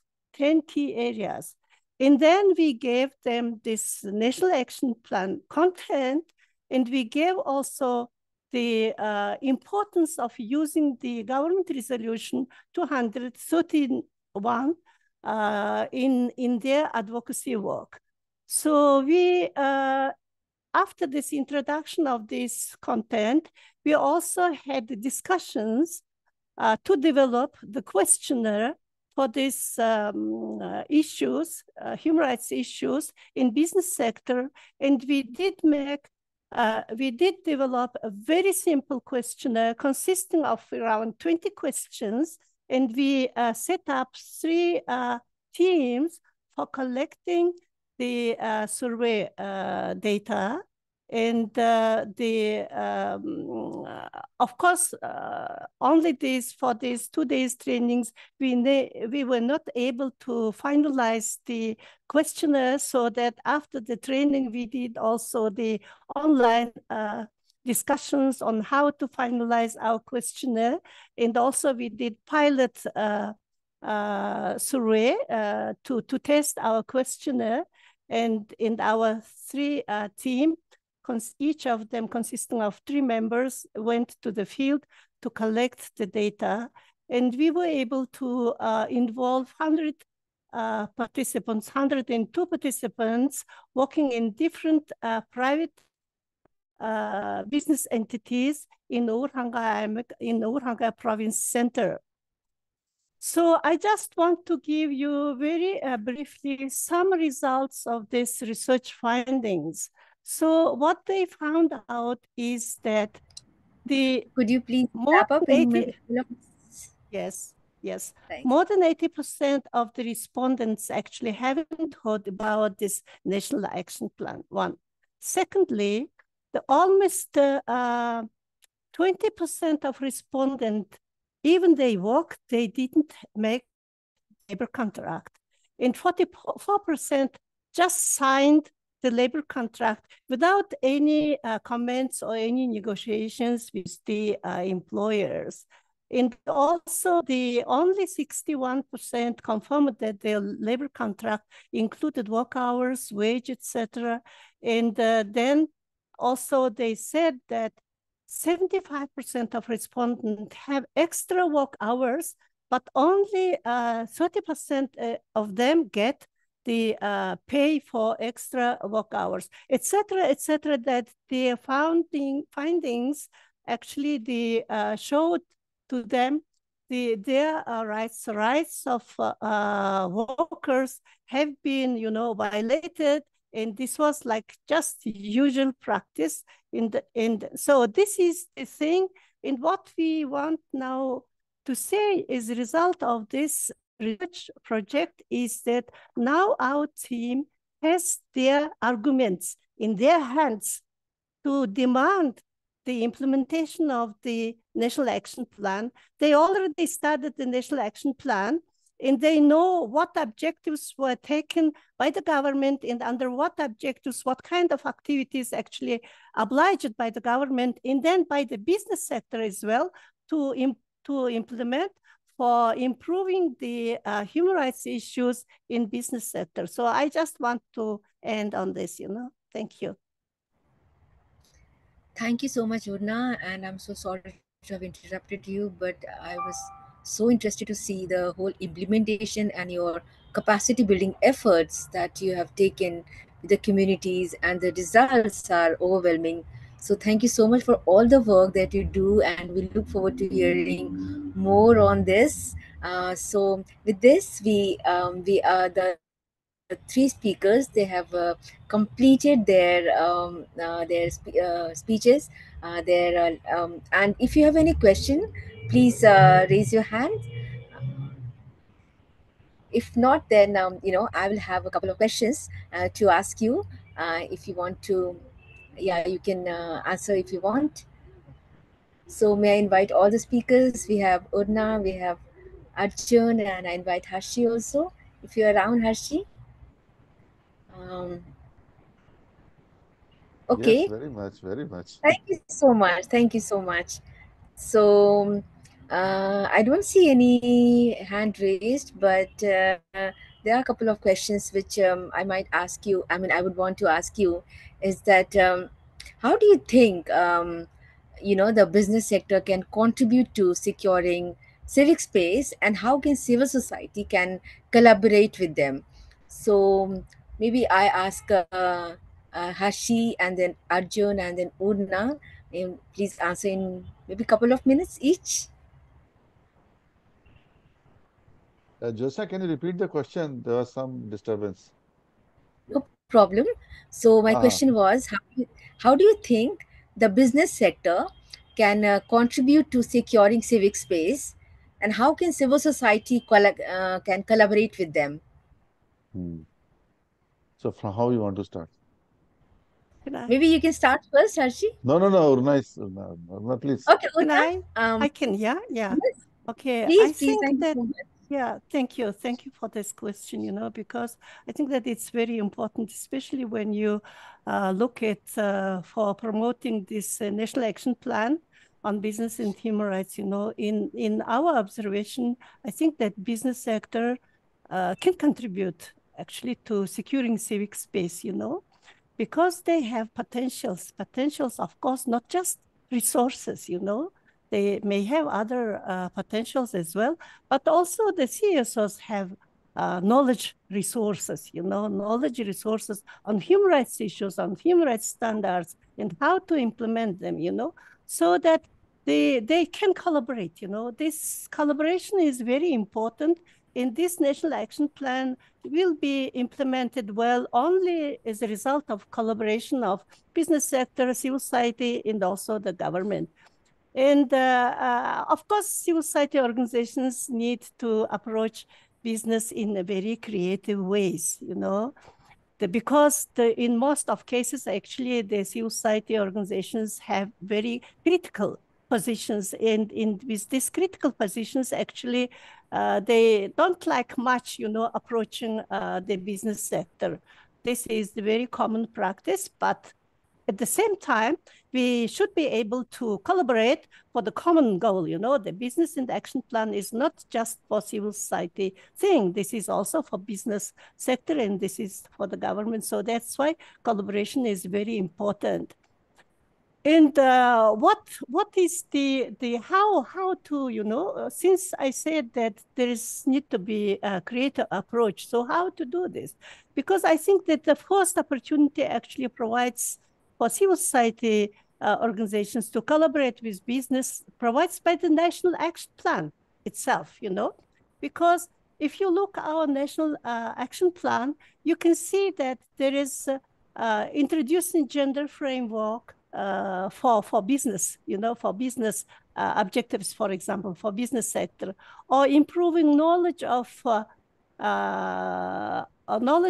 the guiding principles, UN guiding principles on business and human rights of the CEOs or the boards members of the business entities, or the building and the improving capacities of business entities to conduct human rights due diligence. This can be, trained only by civil society organizations first, first and foremost, I think, at least in case of Mongolia. Or maybe like creating incentives in systems for supporting business entities in introducing human rights sensitive attitude and culture in their everyday work. Or maybe like improving knowledge about employment of people with disabilities and supporting their employment, etc. So under all of these 5 objectives, number of activities can be defined to achieve them with, defining measuring indicators in the responsible agencies, in timelines, on all of these 5 objectives. Civil society organizations may collaborate with business entities, providing with trainings or conducting monitoring and evaluation on the progress in the implementation of National Action Plan. And CSOs may contribute also in the awareness raising on the National Action Plan, or maybe facilitate policy dialogues or platform for discussions on some very challenging human rights issues in relation to some business activities. So I think that this kind of collaboration actually will enable business sector to contribute in securing civic space. I think that this is very important. In civic space, in case of Mongolia, also it is a matter of recognition by public, about civil society organizations. And I think that the business, this collaboration with business sector actually will contribute to this. Yeah, this is my opinion. Thank you. Yeah. Thank you so much, Urna. This is very practical, and I hope colleagues are listening to it. So before moving to Harshin Arjun, I see a hand raised. I see Hideki-san. Do you want to have some comment or question?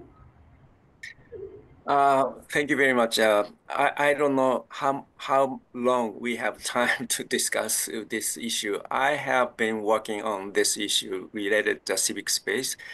But maybe after Arjun and Harsh make some comment, if we have a time, I will explain what we have been doing related to this civic space issue with regard to the business and human rights. Okay. Thank you so much, Hideki-san. So may I move to Harshi and then Arjun? Yeah, thank you. I'll not take much of time. I'd just like to add what Urna has said, just a few points in that. First of all is that, we must understand that securing civic space is not affecting only to the civil society, it is affecting industry also. So that's why mutual understanding is very necessary. Their way of doing business sometimes is affected because they don't have a space, civic space. If civic space in society is restricted, their business also affects. On the other hand, we must work with private sector so that in their sphere, they should follow the basic human rights. They should be the role model for rest of the other companies and rest of the other players in the society. And we must help them in following the human rights within their sphere, like supply chain, production workers, all those issues. As we all recognize that in any profession, you have good, bad, and ugly people. We are building this whole concept of business and human rights and on civic space on good people in both sides of the fence. whether it's a private sector, whether it's a CSO. We are not talking of those who are bad apple on both sides. So that is to be remembered. Third is that I think what Urna was saying, that the plan for, I think we need to have an Asia plan. We need to have an Asia plan on the business and human rights as well as on civic space. Because the thing is that in Asia, we have many corporate sector, multinationals operating all across Asia. And if we can tap in them, I'm not only talking about Korean or Japanese companies, Indian companies are working all across. Can we develop an Asia plan and then work with them so that, because see, we need to create a synergy, as I said, in this whole concept.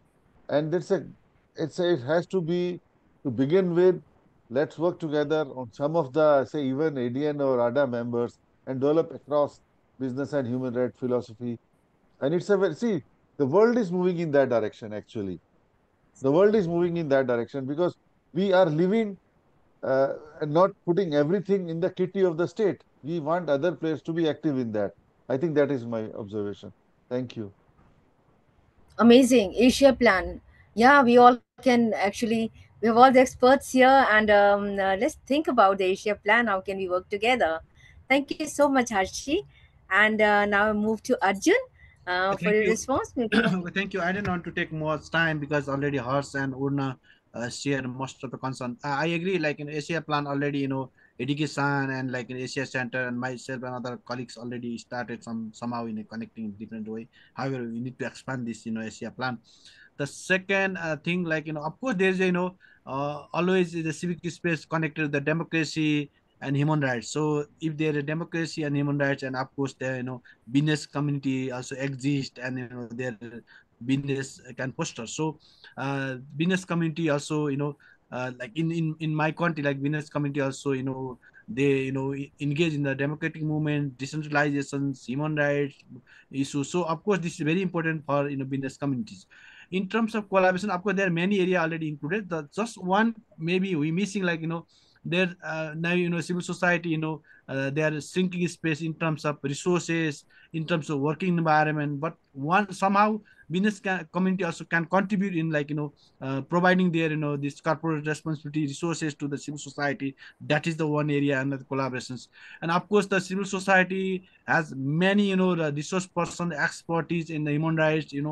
They can do the research, they can do the due diligence, they can collaborate, and they can build the capacity of the business communities. That is the second area, can work together with the business communities. And the third, of course, there's the business and human rights is also the interconnected with the environment rights also. So environment defenders also can work with the business community, because there are many issues in the environment issue in the related with the business community. So maybe also at least this human rights defenders or civil society defenders can work together with the to reduce the environmental the degradation or environment issue and conservation. So that those areas I want to include, apart from the Urnaji and Archie. Of course there are many areas in future we can collaborate, and that collaboration can foster the business in the Asia and nation and across the globe. Thank you. Amazing. Thank you, Arjun. I think this is a great idea we need to bring to forge that kind of relationship with the business where we can discuss various rights issues. And I think that can obviously address the issues of civic space. So thank you so much. I don't see any hand raised. So I would request Hideki-san if you wanted to say something. Yes. Okay. Thank you very much. I'd like to a little bit explain about what we have been doing last 2 years for the civic space democracy issue. Can I share the slides a little bit? Is that okay? Yeah, sure. Okay. I hope it will work. Okay. Can you see the slides that? Yes. Okay, thank you. Okay. One thing I would like you to know that civic space is not responsibility of business sectors. And it is kind of beyond business and human rights, I think, but still new role business towards a fair society, including a civic space and structured program, poverty issues and discrimination kind of issue. So I think the company has an ability to influence the government to support peaceful, fair society, including fair election kind of thing. So I think that's why we've been working to come up with a self-checklist and guidance. And the next slide. So we wanted to connect the UN guiding principle on business human rights. Most of the companies are working on it's an international framework, and connect with SDG Goal 16, peace and justice for all. So we came up with a corporate action checklist for dialogue towards achieving just society. So we just about complete the self-checklist and guidance. So I would like to expand this kind of idea to Asia next year. So I think SDG 16 and guiding principles so much related each other to create more a new role for business. So 2024, we would like to increase the number of companies conducting self-assessment using this guidance and checklist, and also implement engagement with the civil society in Japan and Asia. So expansion into Asia, where national action plan are conducted, like Nepal, Mongolia, Bangladesh, and India. So if you are interested in this kind of project, please send an email myself. And this is very important because, for example, big company, Japanese companies, their market is more than 50% of their market size is from Asia. So we work with the Japanese company in Japan. Also, at the same time, we work with the companies in Asia to work on this corporate social justice, including a civic space. I think this is kind of trend is coming already in Europe and the United States. I think it's now the time that we work on the civic space issue with the corporate business sector. Thank you very much. Thank you so much, Hideki-san. I think it's very important, and there's a great opportunity to work with the checklist, and I hope that many of you can show your interest and write to Hideki-san. So I see no more hands, and with this, I also see that we are almost there. We are finishing the session. So I would like to hugely thank you, Udna, Arjun, and Harshi, and Hideki-san for your great lecture, for your great presentation. And I hope, and so it was a very, very engrossing for me, I would say. So I'm sure for everyone it was very good, and you all found very interesting. So thank you so much. And now I hand over the session to Aoi. Aoi, now you can take it forward. Thank you. Thank you, Jyotsna, and thank you all the speakers for the great presentations and the good discussions about responsible business and human rights. So now we move on to the last sessions, which is about opportunities for further international engagement by civil societies, namely Asia Pacific Forum on Sustainable Development, high-level political forum on at the UN. Also, this year will be the key moment for the future, which is the UN Summit for the Future. And also we have annual G7, G20, and BRICS summits in 2024. Before we start to this in detail, we'd like to invite one speaker, Koninisa Nur Algastiati, from Perduram, Indonesia, who is actually presenting at the first roundtable discussions, but because of the delay in her transportation, she was not able to join the part.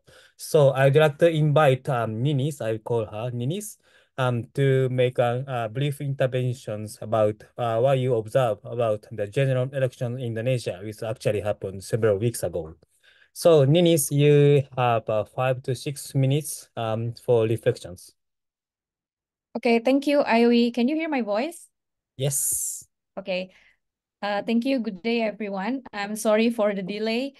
Actually, I'm Hoirunisa Nuragustiati from Perludem, Indonesia. And one of main activity of our organization is to monitor the election. And Indonesia just have an election. The voting day was on 14th of February. And now we are on the process of the tabulation of the counting of the votes. So the 2024 election is very crucial moment for us because it is very we are now in the very different situation. As you know that Indonesia is now have regressing the democracy, and talking about the election, we also feel that we also face some challenges and also some declining during our election. Talking about election, it's not only about the voting day. It's not about the process on the election day, but also the whole process of the election. And we see that there is so many challenges, at least during the process of the election. The first one is about judicial impartiality and ethical problem that happened to our constitutional court, because our constitutional court previously granted judicial review that allowing the son of the president to become the candidate of the vice president. And there is a decision on the Constitutional Court saying that there is a conflict of interest on processing this judicial review, and this decision it's like a domino effect in the process of election in Indonesia, because since the son of the president become the electoral participant in this election, there is so many narrative about the neutrality about the election, about the impartiality, and also discussion about political dynasty and also the use of state resources in benefiting certain candidate. And there is the other issues is about the use of or the abuse of state resources. There is so many narrative on that. For example, about the impartiality of civil servants, the village staff, and the appointing temporary of head of region. Because in Indonesia, actually, we have a local direct election, but since we would like to make the simultaneous local election, then on the transitional way is to appoint the regional head. And it's also become problematic because this appointed head of the region are questioning on their independency during the election. And also the state of resource misuse. For example, there is so many policy that benefiting certain candidate, for example, by giving direct cash assistance and also the in-kind assistance, for example, it is given by the president and also some of the ministry. So there is also some posters of billboard for thanking the president for the social assistance. And so it is being politicized. And the greatest challenge is come from our election commission, because the chief of our election commission is already violating the ethical code 3 times, and there is no punishment that give like there is no sanction for him. He still become the chief of the election commission. And also other challenge on the transparency and also women participation, and also the nomination of the candidate who has convicted as a corrupter, for example. So yes, the whole process of this election, we see that there is so many regression on this election. So that is why Perludem and also the other civil society in Indonesia are monitoring the process of this election. On the other hand, because of this situation, there is so many initiative from the civil society in developing like monitoring tools or platform, like a website, so we can report any election fraud, for example, or there is also like a platform to control the process of the tabulation process, because in Indonesia, the process of the tabulation is still in manual way, and we have to wait 35 days since the voting day to know the official result of our election.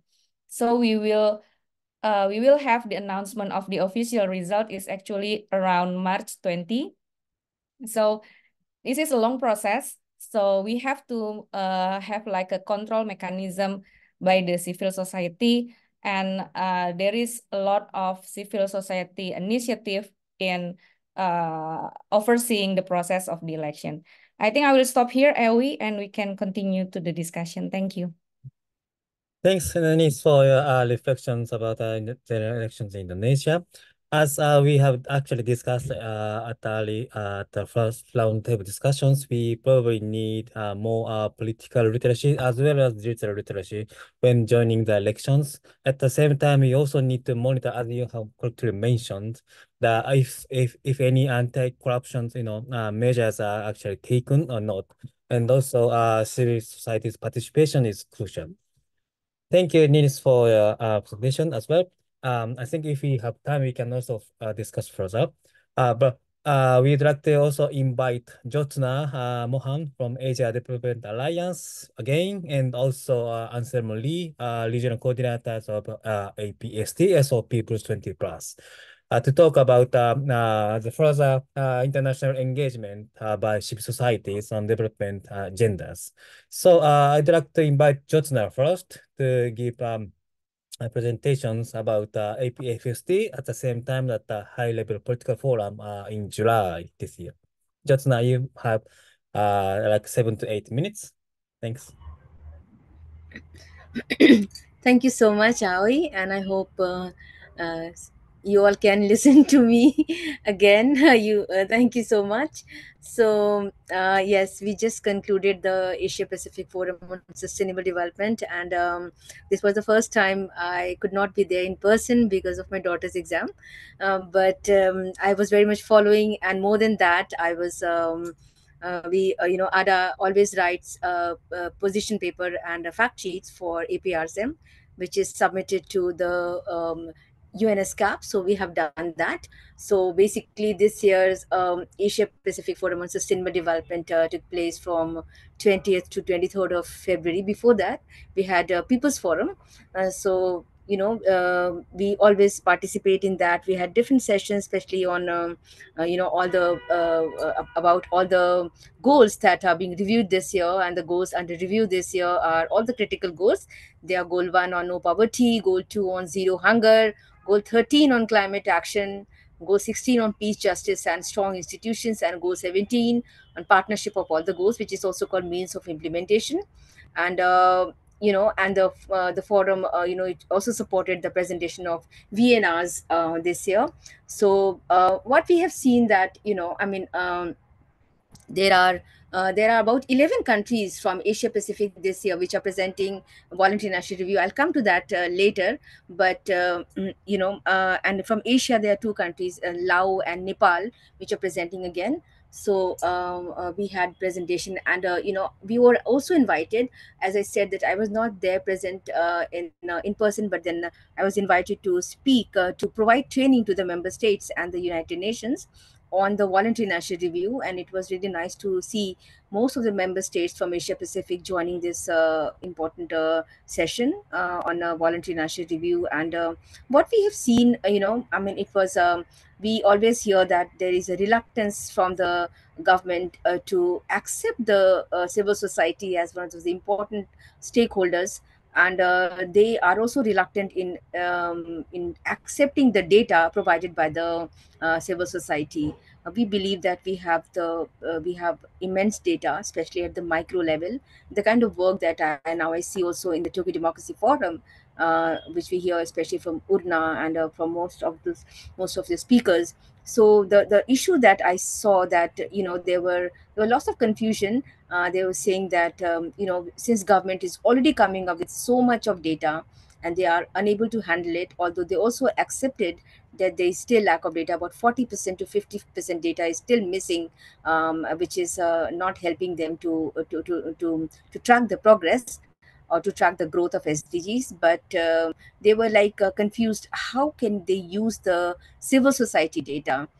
So I had to like tell them that the civil society data can always be used to substantiate the kind of quantitative data from the National Statistical Organization that's being collected. And I also said that, we how can we work together. I mean, because we can actually help them, because we have the kind of outreach that civil society has. And then there was also questions about how can uh, there was like there are still kind of at least pretending to be unaware of the civil society presence, and they were saying that we do not know who are the credible civil society organizations in our country. And we were saying that, you can all come back to us and we can tell them who you can contact. So it was a good session on voluntary national review, especially on the participation of stakeholders, especially civil society, and the role of private sector that we have been discussing, especially under the business of human rights. But we also always see that there is again a sort of reluctance from both the sides, from both the government, from private sector and the civil society, to work together. As Urna was rightly saying that, I mean, how can we build that trust? But it's I think we really need to go. I mean, it's a long way to go where we actually start forging that kind of relationship with the private sector. But definitely private sector has the money, and that's what government is I mean, they are looking at, and they are supporting a lot of government program. So obviously government private sector, they go together. But when it comes to the relation between the government private sector and the civil society, it's still we have a long way. So that was apart from that, there was a good there were lots of side events that happened. What I know that APR, some side event on change the system, and also there was a side event by the APST, and then many some of the events that I could attend. I could be part of that virtually. But we will see that this year is also very important, because there are two summits. Actually, the Summit of the Future was supposed to be held last year, but they shifted it to this year. So there will be high level political forum, and then there will be also high level. There will be also Summit of the Future later. So there is a lot of uh, you know. Confusion, I would say, or apprehensions about Summit of the Future.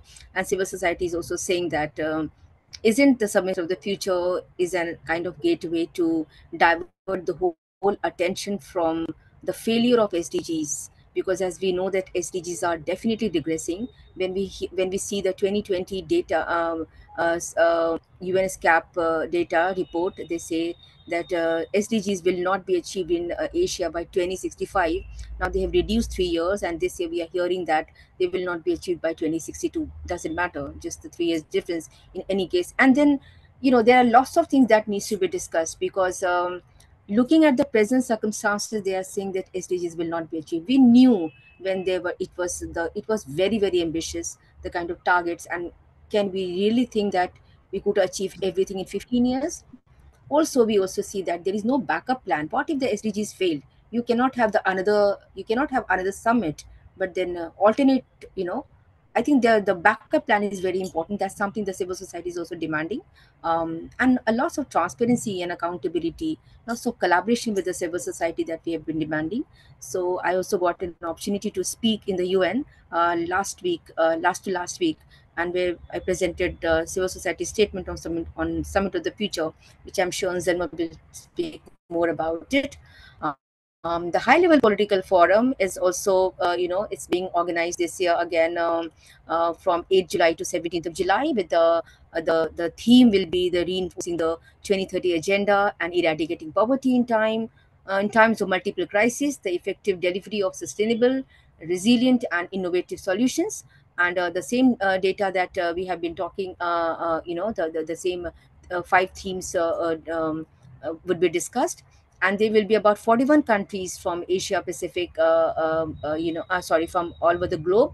And as I said, there will be 11 countries from Asia Pacific, and there will be side events, VNR labs, and exhibition will be organized. So the call for application is still to be we are still to get. So we'll discuss about it, and then the other thing, and also something I missed, that there will be a summit of the future civil society meeting in Nairobi on 9th and 10th of May. So I also I circulated the registration detail this morning. So please have a look at it. It was also circulated by Oli. So please, if you want to attend the Summit of the Future Civil Society meet, then please apply for that. There will be the registration will be very much similar to the High Level Political Forum through Indico, and we cannot say that you will all get the financial support, but it will be decided by maybe the UN and the major and other stakeholders who all are eligible to get some sort of funding. Now coming to some of those what ADA is planning to do, we are also as you know that Civil 20 or G20 is now, the presidency has gone to Brazil this year from India, and there are 11 working groups, and ADA was selected to be one of those co-facilitators for the working group on SDG 16, which we founded last year during India presidency. So this year we'll be focusing more on civic space, anti-corruption, access to justice, transparency. So I would also invite many of you to work on this, because this is a very, very important occasion for all of us to work together in solidarity, to work on the civic space that we have been discussing since morning. So this is something that I wanted to focus. And there is something, I will also share the VNR fact sheet and SDG 16 fact sheet that ADA has submitted to the APFSD, and you can have a look at it. And yeah, if you have any question or concerns, please get back. And thank you so much, Aoi. Thank you, Jyotsna, for the comprehensive explanation of what's happening this year after APFSDs until HLPF and also Summit of the Futures.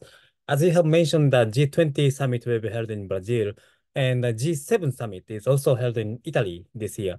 So we also would like to invite all the participants today to join the C20 and also C7 summit. We will share the link to join in the chat, so that you can also have overview of what's happening at the civil societies level.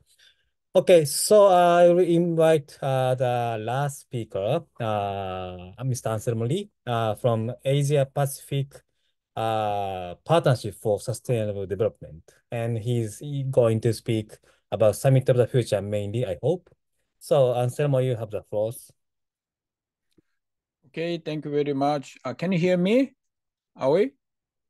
Okay, can you see the screen, the PowerPoint? Okay, so 7 minutes, right? 7 or 8 minutes.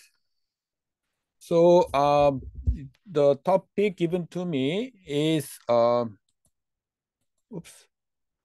Okay, thank you for inviting me to share and also update about UN Summit of the Future and also global summits. I have prepared about 30 slides, so it's impossible to present all. I just show, all the points are in the PowerPoint, so I don't have to say much. I just go through, okay? And then this is a topic already Jyotsna covered, UN HLPF, SDG, and also a bit about Summit of the Future. Okay, I collected all the nice logos of this year, except the BRICS. BRICS has no logo for BRICS Summit 2024. So this is the Italy, G7, G20, C20, C7.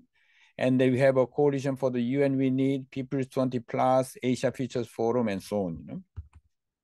So this is the flyer. We have organized several meetings, Kathmandu, Bangkok, about Summit of the Future, and also G20, G7, BRICS. We'll share with you soon the YouTube so that you can watch those discussions. And key questions. what are the international opportunities for CSO, both UN and Global Summit?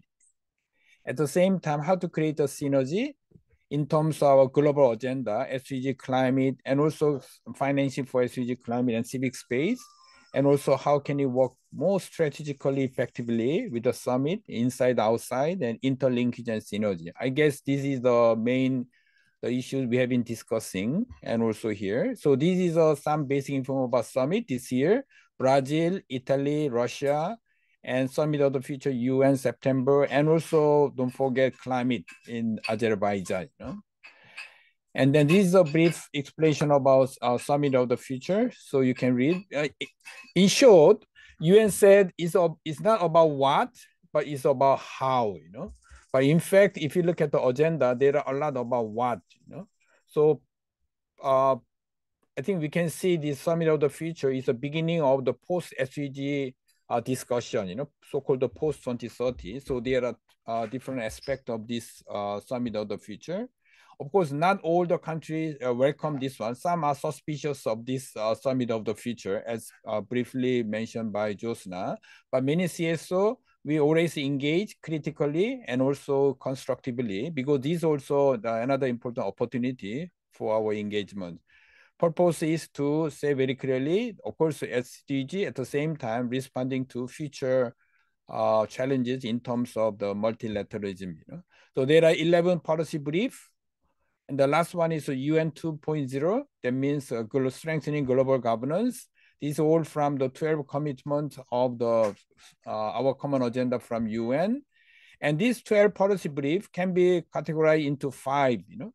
So in fact, the draft outcome document named the Pact for the Future, it has 5 common elements. So there is a sustainable SDG and financing for development, policy brief 4 and 7, and peace and security, science, technology, innovation, youth and future generation, transforming our governance.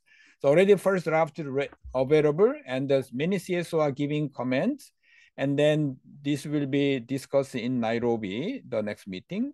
And then this is a negotiation, the persons. So more information in the UN, this website. I already shared this PowerPoint, the chat box, so you can download, and then you can get all the information, because there's so much.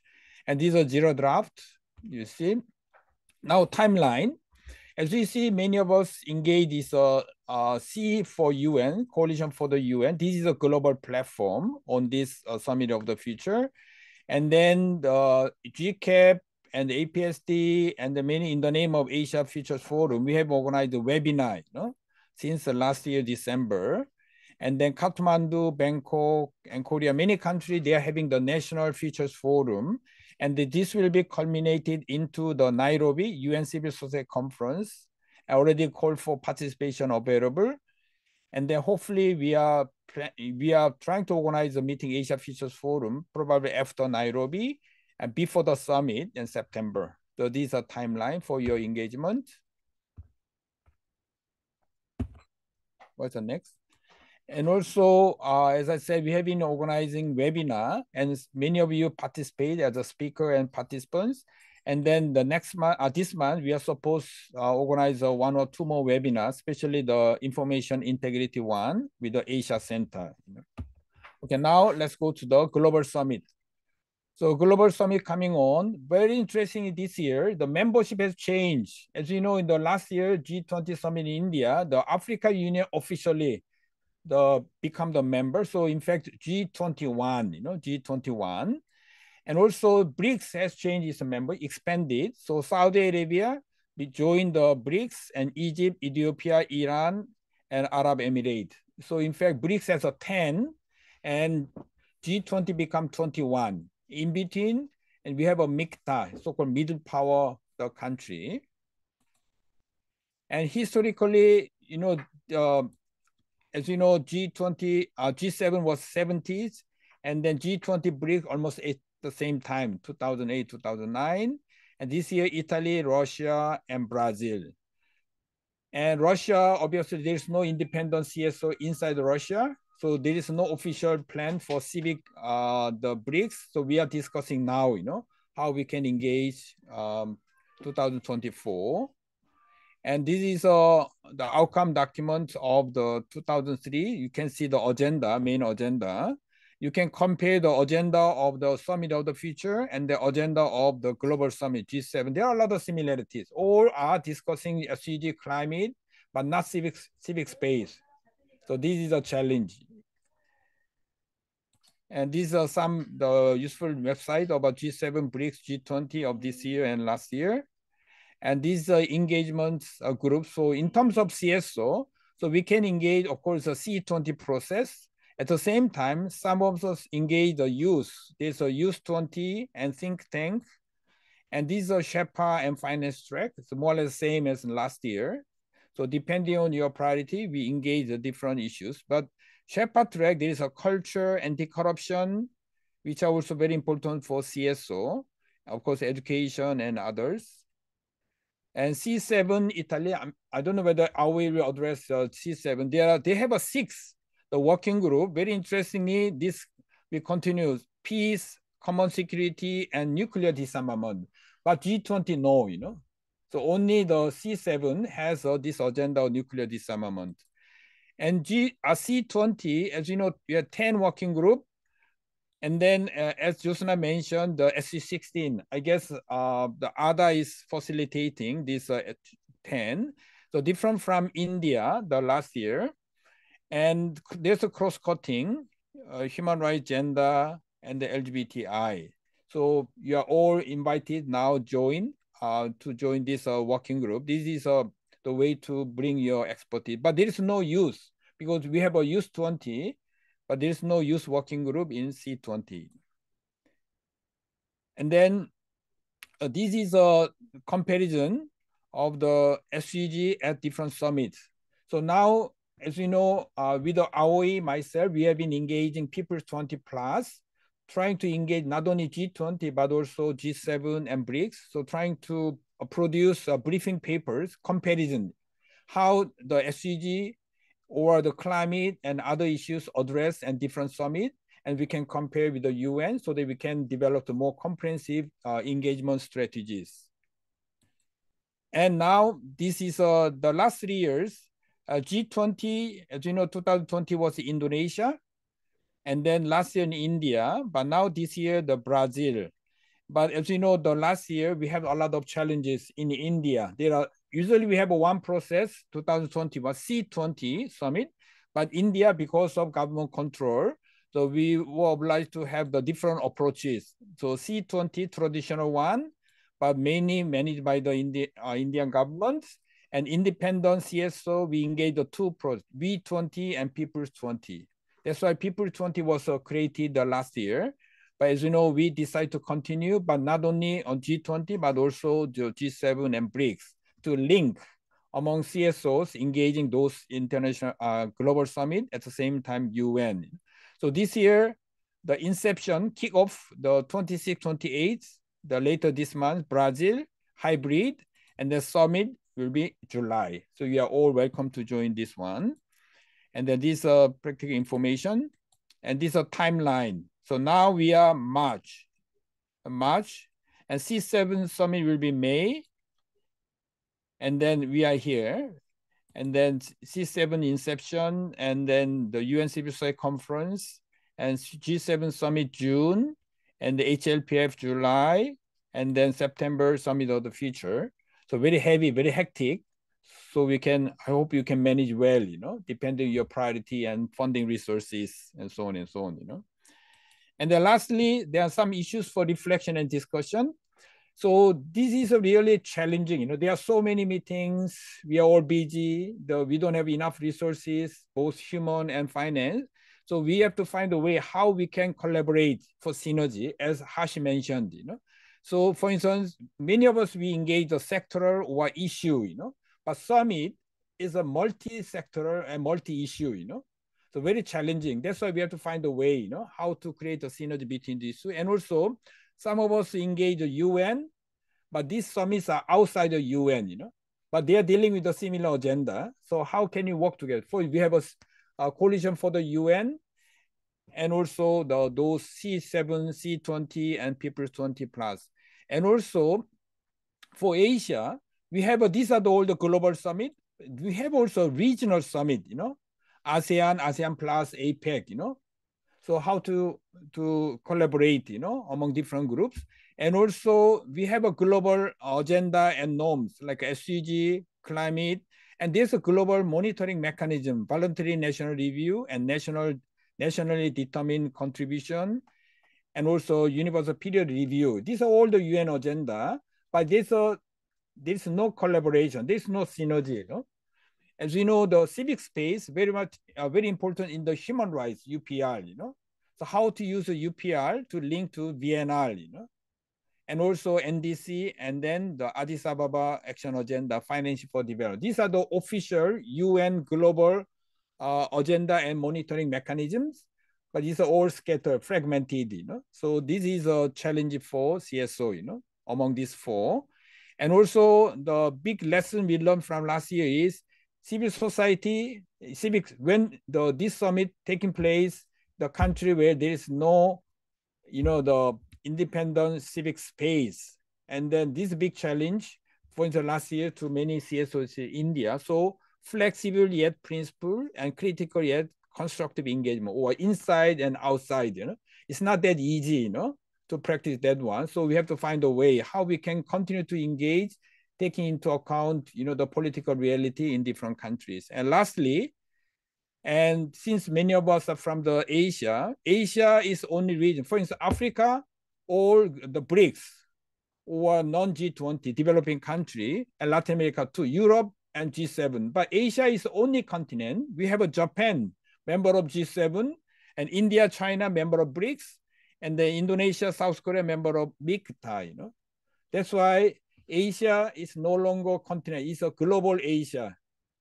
Global Asia. Asia is global. That's why we need to be more, go beyond the Asia. We need to play the global role as an Asian CSO, not only within the region Asia, but that's why the People 20 plus very much is an Asian initiative at the same time global, So I hope you can make an impact in the global set as well, Okay, thank you for listening. I hope this is useful for your planning and strategy. Over to you, Aoi. Thanks, Anselmo, for your comprehensive presentations about what's coming this year. And since we have lots of information ahead, and I think all the participants may be able to digest in a few days with reading your presentations.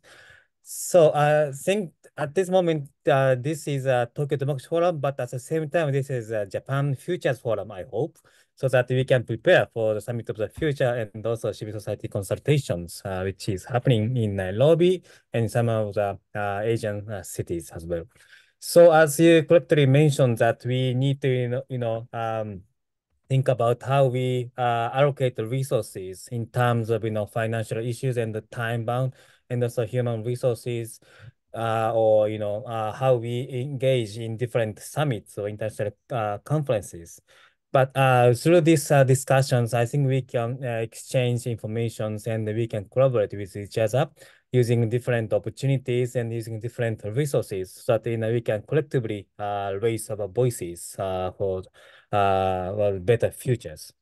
So I'd like to have several time to Q&A if we still have like 5 minutes for discussions from the floor or from the participants. We see several messages here, but if you can also speak up, because we are almost finishing these sessions. Anyone wants to make any interventions at this moment? Or Gopal, you want to make some reflection? Yeah. Sorry, I'm not in the office. I'm on the roadside here. I truly appreciate the sharing of categorical information concerning the various available platforms that the civil society needs to be engaged in. In this connection, I would humbly summit, my observation that there are so many events and so many platforms, so many opportunities around, both regionally as well as internationally. So I think it is a high time to set priority depending on our own context for our engagement, because resources are very scarce, and especially for travel, and so we all cannot be engaged in all the entire issues, but I think we need to really synchronize our activities and intervention with priorities. So let's at national level and at sub-regional level, for example, South Asia and Asia Pacific level, there could be some issues of critical concern for priority setting. So then before we decide to engage ourselves, in these available forums, I think we still need to prepare academically. That's just my humble submission. Thank you. And Anselmo, thank you so much for educating us with regards to not only the event list, but also the content and possibility of our constructive engagement. Thank you. Thank you, Gopal. We see several hands from the participants. So I'd like to invite Akio Takanagi, the policy advisor of the JANIC. Please unmute yourself. Sorry. Thank you very much, Aoi, and also thank you all the speakers for all the presentations. I learned a lot from them. So just let me share one information. I have been involved in what's called the DAC-CSO reference group. And as many of you might know, OECD DAC has adopted what's called the DAC recommendation on enabling civil society for development cooperation, humanitarian assistance back in 2021. And they're now working on toolkits to implement the recommendation. And there are 3 pillars in the recommendation. One of them, actually the first one is on civic space. So they have started to work on developing a toolkit on how donors could work together on the civic space issue. So if you are interested in this, please contact me. Yeah, thank you. Thanks, Akio. And we see Harsh and then Jyotsna, please. Yeah, thank you. Actually, 2 things I wanted to just highlight. One is that, people with gray hair like me, Hideki and Selmo, even in this crisis period, we can see a lot of thought process of ours is taking shape. So, for example, like in the crisis of C20 and C7, we have been always talking about creating a permanent structure, which is not event-based. I think things are slowly moving that side. I can make out from Anselmo's presentation and also Hideki's point. Yes, we are now we have to look at the larger picture of human business and human rights.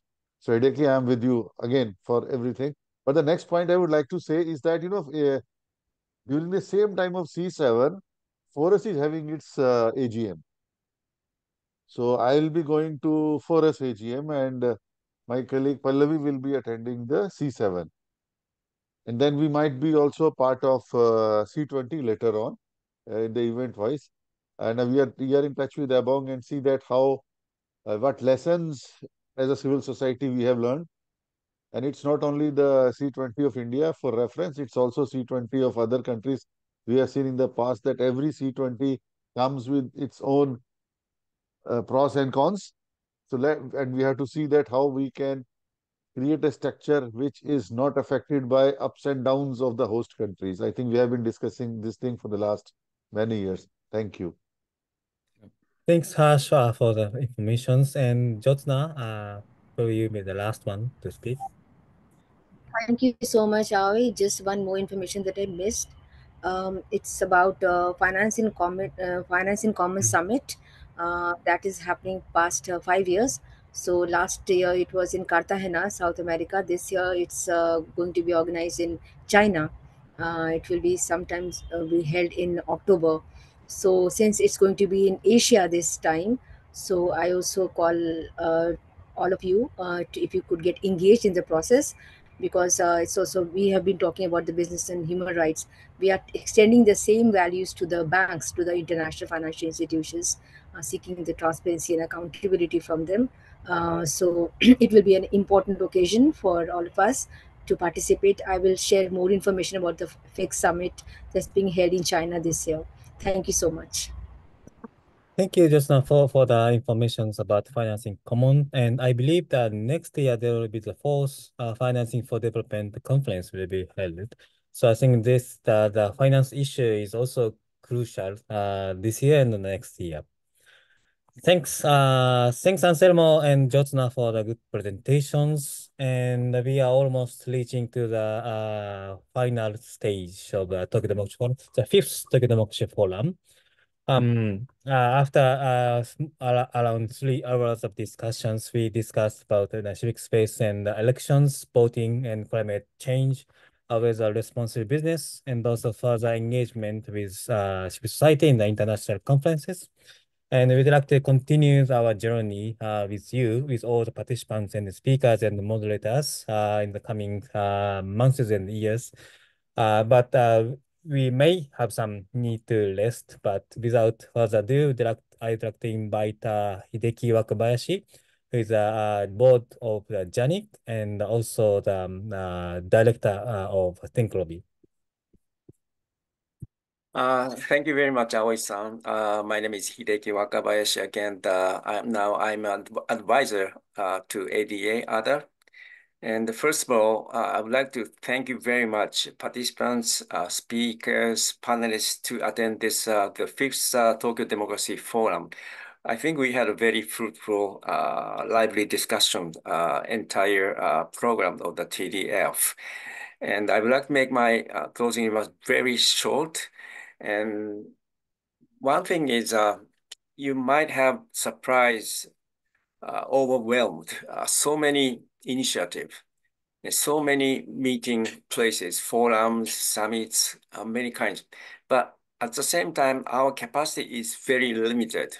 So I think we have to concentrate some of the initiative, try to make a best outcome. So I think we need a strategy to how we could work together to make the best use of those opportunity. That's one thing. And the other thing is we need a more commitment. It can't be overstressed that we need a strong commitment and action to implement existing initiative. We have so many initiatives. For example, whenever we see the G7 host country like Japan try to come up with some new initiative, but we have enough initiative. It's already covered by the SDGs and other initiatives. So I think its commitment is very important. We need a international cooperation and multilateralism to implement those issues. And also, we want to focus on the role of business. Business has not been using their capacity to influence the government for fair society, democracy, civic space, and a more structured program. I think why not work with business to more better society. That's second thing issue. So this is a forum, fifth forum since 2019. And we have accumulated so much knowledge and experience in this last 5 forum. The purpose of the TDF is to promote democracy, human rights, and civic space and SDG 16 by conducting research and advocacy and by supporting CSO activities for effective social change in Asia. But unfortunately, we have not accomplished the purpose of TDF yet. So therefore, we'd like to continue our TDF and the related activities to challenge the difficulties we are facing right now in Asia. But we'd like a little bit change with a little bit better modality and different approaches for the next TDF. But let's continue to work together for better future. But thank you very much again for participating in this, the fifth Tokyo Democracy Forum. Thank you very much. Back to Aoi-san. Thank you, Hideki-san, for the excellent closing remarks. So this is the official end of the Tokyo Democracy Forum this year. And as I mentioned in the chat, please take a few minutes to fill the evaluation form for the future improvement. And also, I'd like to take this opportunity to take a group photo with all the speakers and participants. So if you can turn up your camera, please do it so that we can take a group photo. We may we have around 34 participants at this moment. So let's take. Oh, Gopal, you have a nice balloons. Okay, so I will take photo 1, 2, 3, cheese. Or 1, 2, 3, democracy. Or 1, 2, 3, Asia. And we may use it like this, 3 fingers for the solidarity with people in Myanmar. Let's take group photos once again. 3, 2, 1. And once again, 3, 2, 1. Excellent. Okay, thanks for joining us for 3 hours intensive sessions, and we'd like to see with each other at several occasions in the near future, in different occasions. Thank you, John, for joining. Have a good Bye, day. everyone. Bye. Thank you. Bye-bye. Thank you. Thank Thank you so you. much. Bye-bye. Have a great day.